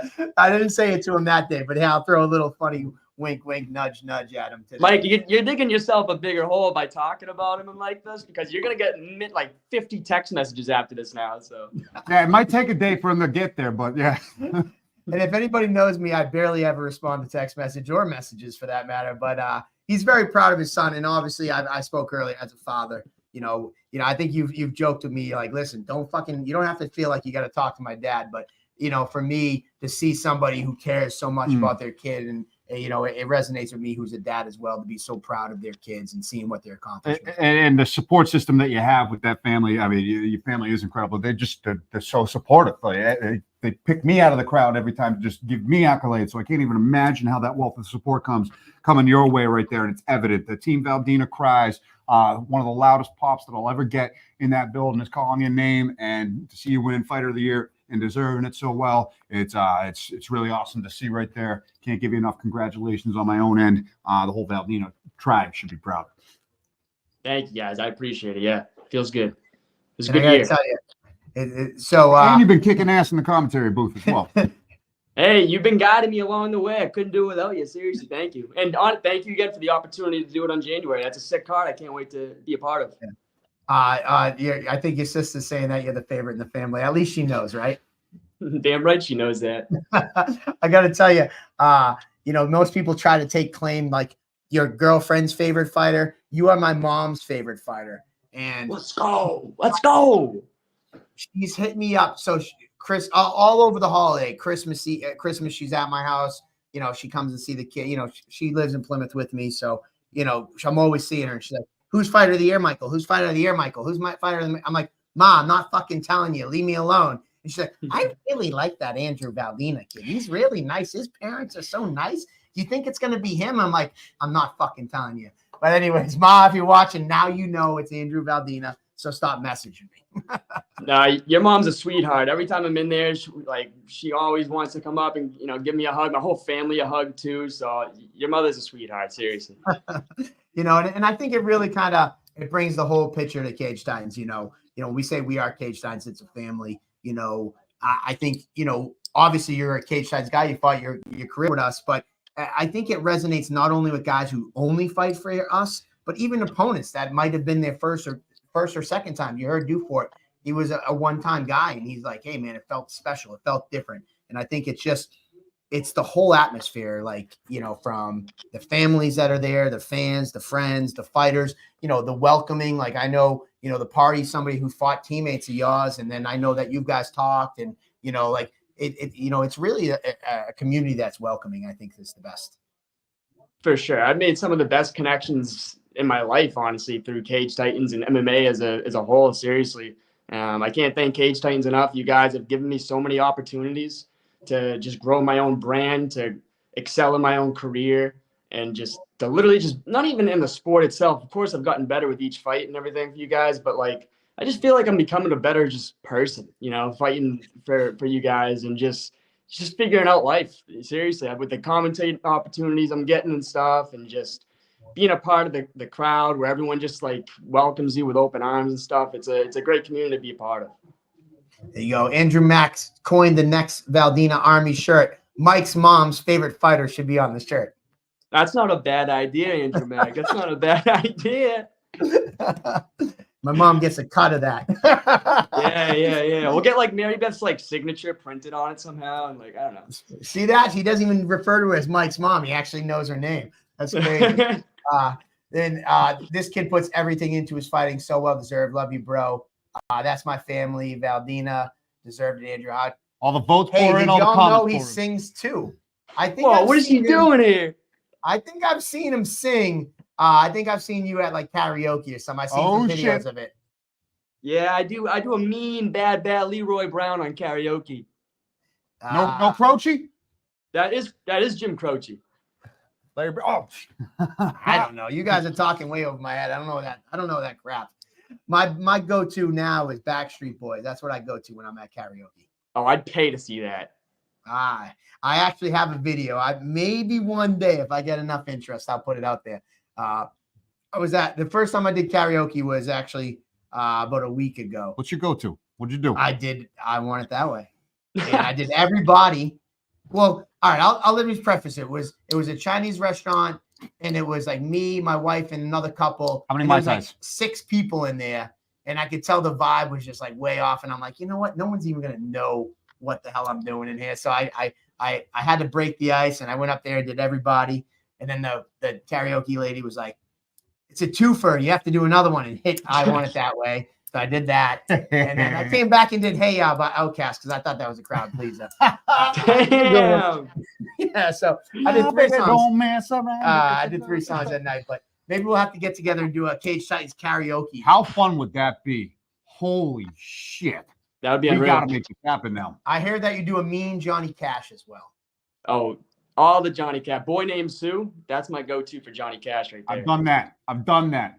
Hey, You got dude, got to shout out one of my favorite walkout songs by none other than Pete Luciani. Yes, sir. Yes, sir. Remember that? Him walking out to that when he fought Dion Rubio. I was like, that is a badass walkout song. A Boy Named Sue. Oh, there you go. Well, Valdina, as much as we're having fun talking about the the music and the singing, what's going on with you for the new year, 2024? Great 2023 as you look back. Well, what should we look forward to in 2024? I mean, so just to, like, I'll try to keep it short and sweet. I know everybody wants to get to bed here, but the end of after my fight in May of 2023, I was already like, I didn't want to come out and say this in like interviews leading up to the fight and stuff, because that's just not who I am. But like, I had like already many injuries going into that fight with Will Smith that I just didn't want to tell anybody about, and many people wouldn't have taken that fight, but I did anyway. I got through it, and it was a tough scrap. So shout out to Will.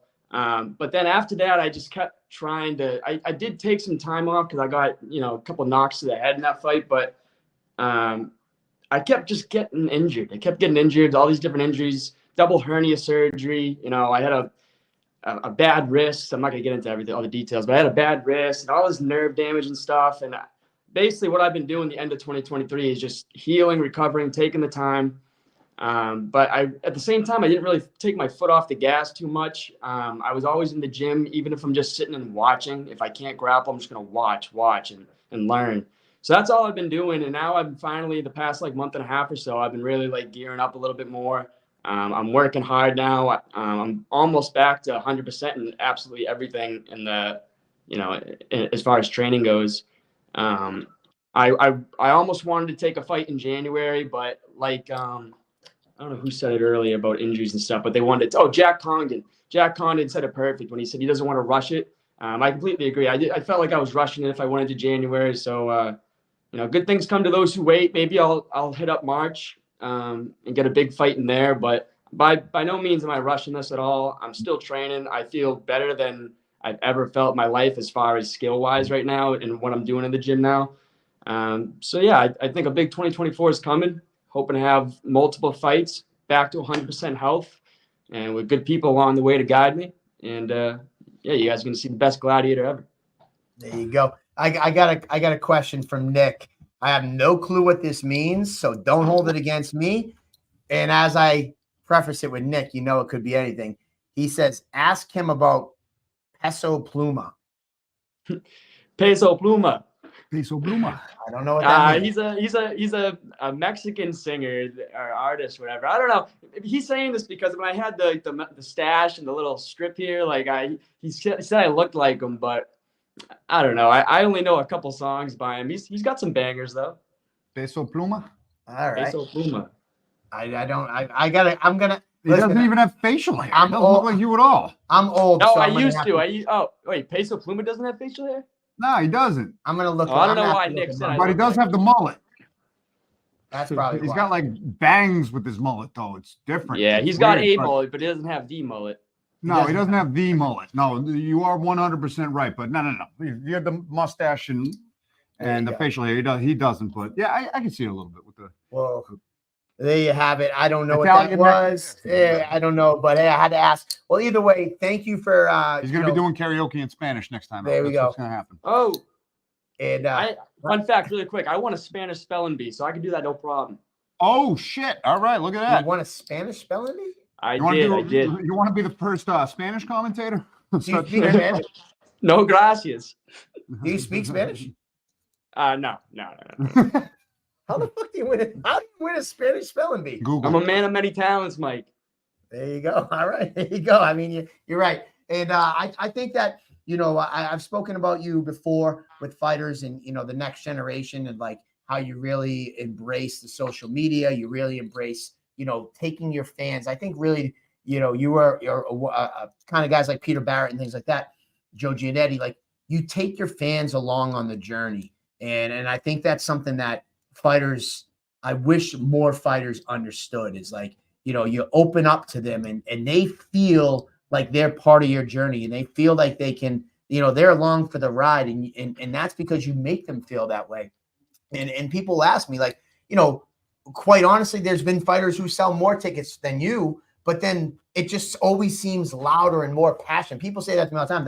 Valdina must have sold half this place. I'm like, no, he sold well, but there was a couple other guys on the card that sold more, and they're like, you never tell that night. But I just think, the long way around I'm getting to it is that your fans are just passionate because you pull that curtain back for these guys and allow them in on the journey. And I think that's something that fighters, could take some notes on and as they grow their career. And I'd love to see you, even in the future for the next generation, kind of helping fighters out to understand that piece of it.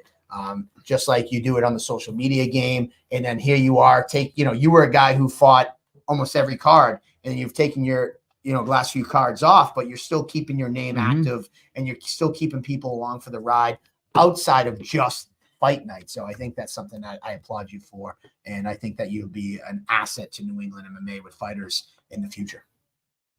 No, I appreciate you saying that, honestly, because that's actually what I take the most pride in you know, wins and losses come, but like I really do see this as like a journey. This is all I do. Like many other fighters have different jobs and the sides and stuff like that, but like this is all I do. Like I revolve my entire life around it in every aspect of the sport. If I'm not training, I'm home watching, doing stuff, learning from other fighters' interviews to see like, okay, I kind of like that, I don't like that. I just involve myself to a T to this, almost like I'm an insane person. But at the same time, like I just think every single thing, like whether it's in the sport or in life, is an opportunity. Not to get all corny and like down to earth here, but like everything is an opportunity, whether it's good or bad. You can see some of these quote unquote bad things that happen to you and see it as some of like the greatest gifts under the radar. Like it's a big learning lesson. And you know, it is as much as I want to say I'm gonna go. You know, I want to go undefeated this year and take my fans with me all this way and stuff. And I hope it does happen. I pray it does. But as my walkout song says, my favorite line in any song in the world, it's like I got a song and I sing it loud, and if it gets me nowhere, I go there proud. Like seriously, I'm just doing this for the love of it, and I think my realness is what really gets people clinged on and attached. There you go, man. And that's something that you can't manufacture. That's genuine. So Andrew Valdina, you're a great addition to Cage Titans. Congratulations on a tremendous year. Thanks for tuning in. We look forward to seeing you, you know, in 2024. Yes, sir. Thank you guys so much. I appreciate it. Oh, wait. Absolutely. One sec. Oh, of course. Really quick. I will not go in depth, but would it be a Valdina interview thing here if I wasn't shouting out the sponsors real quick? One sec. We got U.S. Golden Pond, Into Action Recovery, Drake It Exhaust and Break, Invisaware, McNeil Landscaping, Jennifer's Jewelers, Get Right Nutrition, Fix Care Incorporated, Pete the Job Guy, Face Off Fight Co., Bono Appetit Meal Prep, Matty C Sports for You and Me, Northeast Custom Granite, Blue Horizon Benefits, Under Pressure Massage Therapy. And thank you all so much for our past sponsors. These are just the most recent sponsors, and I promise you guys, when my next fight comes, I will do a much better job shouting you guys out through interviews and stuff like that. I promise. There you go. Andrew Mack said, how funny would it be if we cut you off in the middle of the sponsors? The reason we played the video is because I had to actually change the battery at the 2-hour mark. So we got another 2 hours we can go if you need to read any more sponsors. No, we're good. Oh, and Hurricane Hydraulics. Why am I forgetting the most important guy in the world? Jason. He cut himself off. I didn't do that. My hands were here the whole time. I bet his phone died. That is hilarious. His phone had to have died. My hands are right here. He cut himself off. I witnessed. I could see. Oh no, he's back. Did your phone die? Did your phone die? All right, I gotta get out of here. I can't hear you. I'm going. Hey, congratulations. We'll be talking soon, going over notes and whatnot. He has been crushing it in the commentary booth as well. But it had to have for sure. But yeah, Fighter of the Year, Andrew the Gladiator Valdina. Well deserved right there. It was a tight category this time out, but like you said, overwhelming fanfare votes, and the support system he has is evident from when he walks out to when the votes do start pouring in. So really happy for that kid winning Professional Fighter of the Year in his first year as a professional mixed martial artist. Great kid, great fighter, very well deserved, and a hell of a commentator as well. So looking forward to that, working in that booth. Man, that's a wrap on 2023. I thought we were going to be 2 hours. We're 2 hours and 53 minutes. Holy shit, it's been a long year. It's been a while since we've done a 3-hour stint at Table Titans, but for Christ's sake, Polver, what a year it's been. Security of the year goes up to Joe and his wife. There we go. Yeah, for sure. I mean, Joe, it just like this, like, I got to say, because you've been getting a lot of, I know you hate it, but I don't care. I've been involved in this as a commentator and in the back end of things for 8 years at this point. And this has been the first year where we've kind of always, like, we're here at Coops, your job, I'm working a day job. Everybody that is involved here works and then still puts together Cage Titans, where this year I've had a few people come up to not only just me, but I can't even imagine how many people think this about you, that think this is our full-time thing. And we've kind of always just done it because we love the fights, we love the sport, we love everybody involved, and we do this because we want to be the best representation for the athletes that take part in the sport. That's why you started Cage Titans. And it's kind of just been a fun, I'm happy to be a part of it, but this has grown from like a passion project to the next level in 2023, by far, with the day-night double header, cramming as many cards as we can in three. This is the, what, 2021 we came back, so the third year and the resurgence from the pandemic. And I can't thank you enough, and concur and agree with everybody that gives you the accolades that you hate yourself. Not blowing smoke up your ass or anything, because we all are humble in this, because we take a lot of pride in what we do for the fighters, for the fans. But I can't second anybody else enough that it's all carried on your shoulders there, boss. So big listen, shout out I to you, appreciate Michael it, Colbert. At the end of the day, this was something that I started, 16, 17, 18 years ago, when I was going to have one fight, and then I fell in love with the sport. I fell in love with the sport watching it, and then I was like, I'm going to try it once. And then in one fight turned into 2, 3, 4, pro. Then Cage Titans, I was like watching all these other promotions that just did such a shitty job. And it was like, I think I can do this better. I'll do one. And then one turned into 2, turned into 3, turned into 63, turned into 63, and a couple combat nights and all this stuff. My passion never really leaves. I still feel just as passionate today as I did, 14, 15 years ago when we started Cage Titans. Hearing the difference we make in people's lives, that's really the driving force, whether it's, an up and coming like Valdina and like hearing him talk, or it's 50-year-old, Greg Jones, or 59-year-old John Payne, who's doing it as a bucket list thing. Michael Dufour has fought everywhere and says that this is the best experience that he's had fighting. That's the shit that we've talked about it. How many times have we been fighters and the fans? Yeah, and we've been burnt out after a couple of shows. We're like, why do we do this? And it's like, these are the moments why. And those are the comments why. And knowing that, and again, we maintain humble, but nobody else can do it like we do. Nobody else can. You can say. Sorry, like I see things that people do, and I go, "Ooh, I need to get better. I need to get better." And that's what's gonna, I think I found an interview from 2010. It popped up in like my memories, and Facebook or something, and it was like, "Oh, we raised our bar with this show," and like, I started saying that many years ago, and it's just like, we raise our bar, and I think that's what does another separator. It's like, listen, man, I watch what other people do, but I'm just trying to raise Cage Titans bar. We're in competition with ourselves. Yeah, like it's when somebody's like, that show was great, I can tell you right now, you didn't see anything, but there's 500 things that I saw that I wanted differently. And how many times you say to me, Andy, like, no one's going to notice. I go, I don't give a fuck who notices, but I noticed.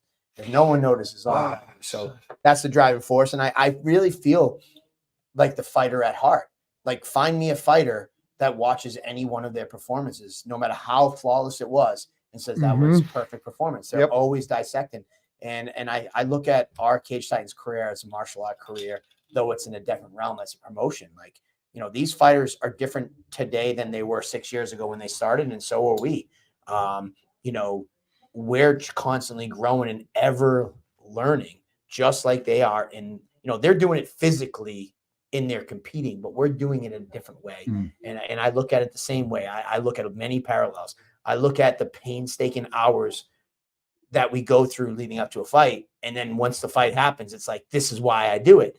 And we have that same trajectory as these fighters, and I think we align ourselves with them so well, because that's how I look at it.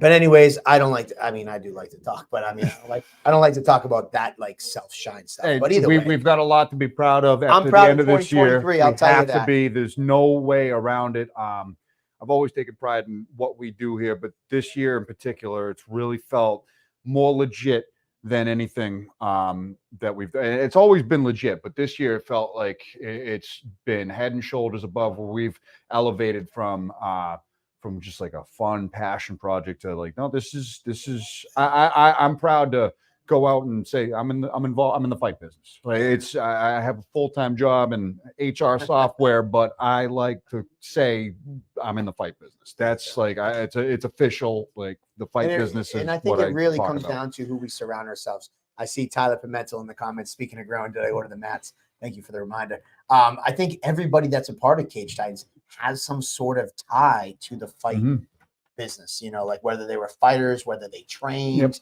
you know, so I think that we're just fighters. We're a fight company ran by fighters. Like, I think that we're lucky though, because not only are fighters, we were able to tap into our special gifts that we had outside of fighting and combine it with passion for fighting.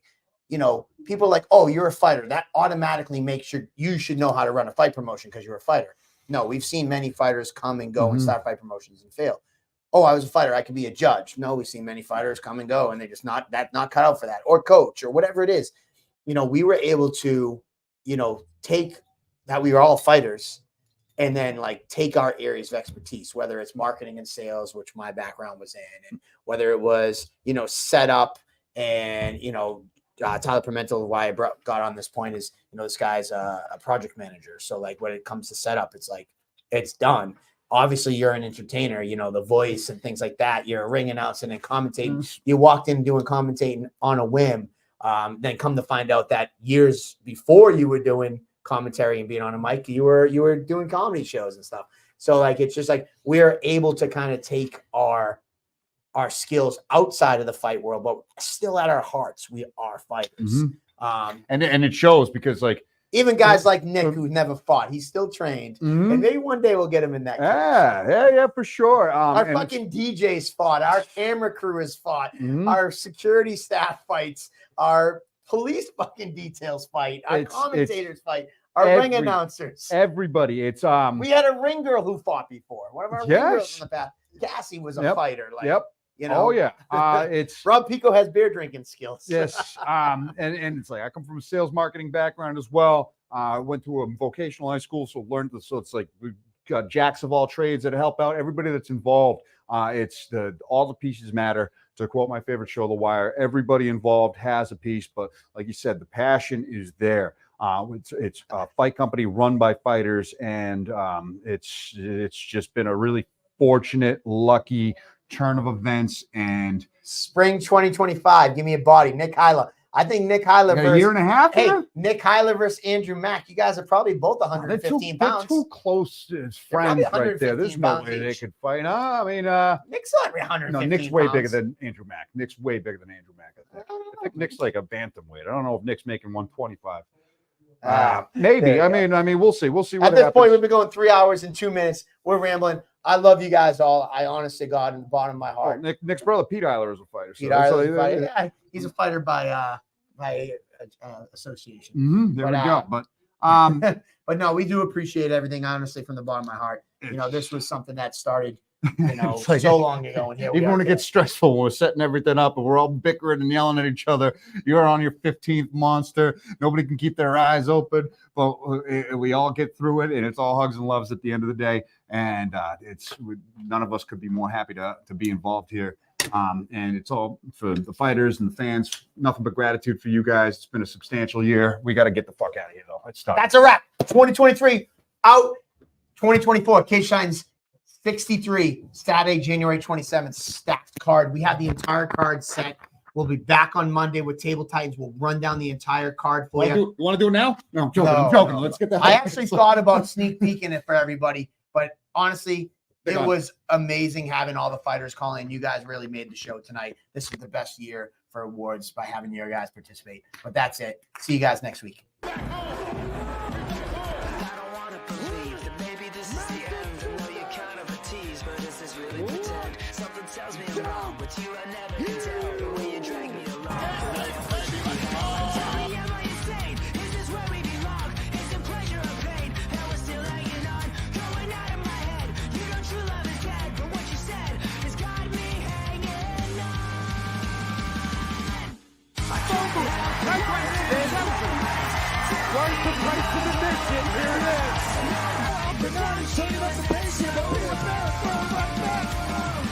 That's another one. And Peter wins it. his eyes as he's starting this barrage here. Oh, he senses something. Smelling blood. Remember, he's a dog, so it's...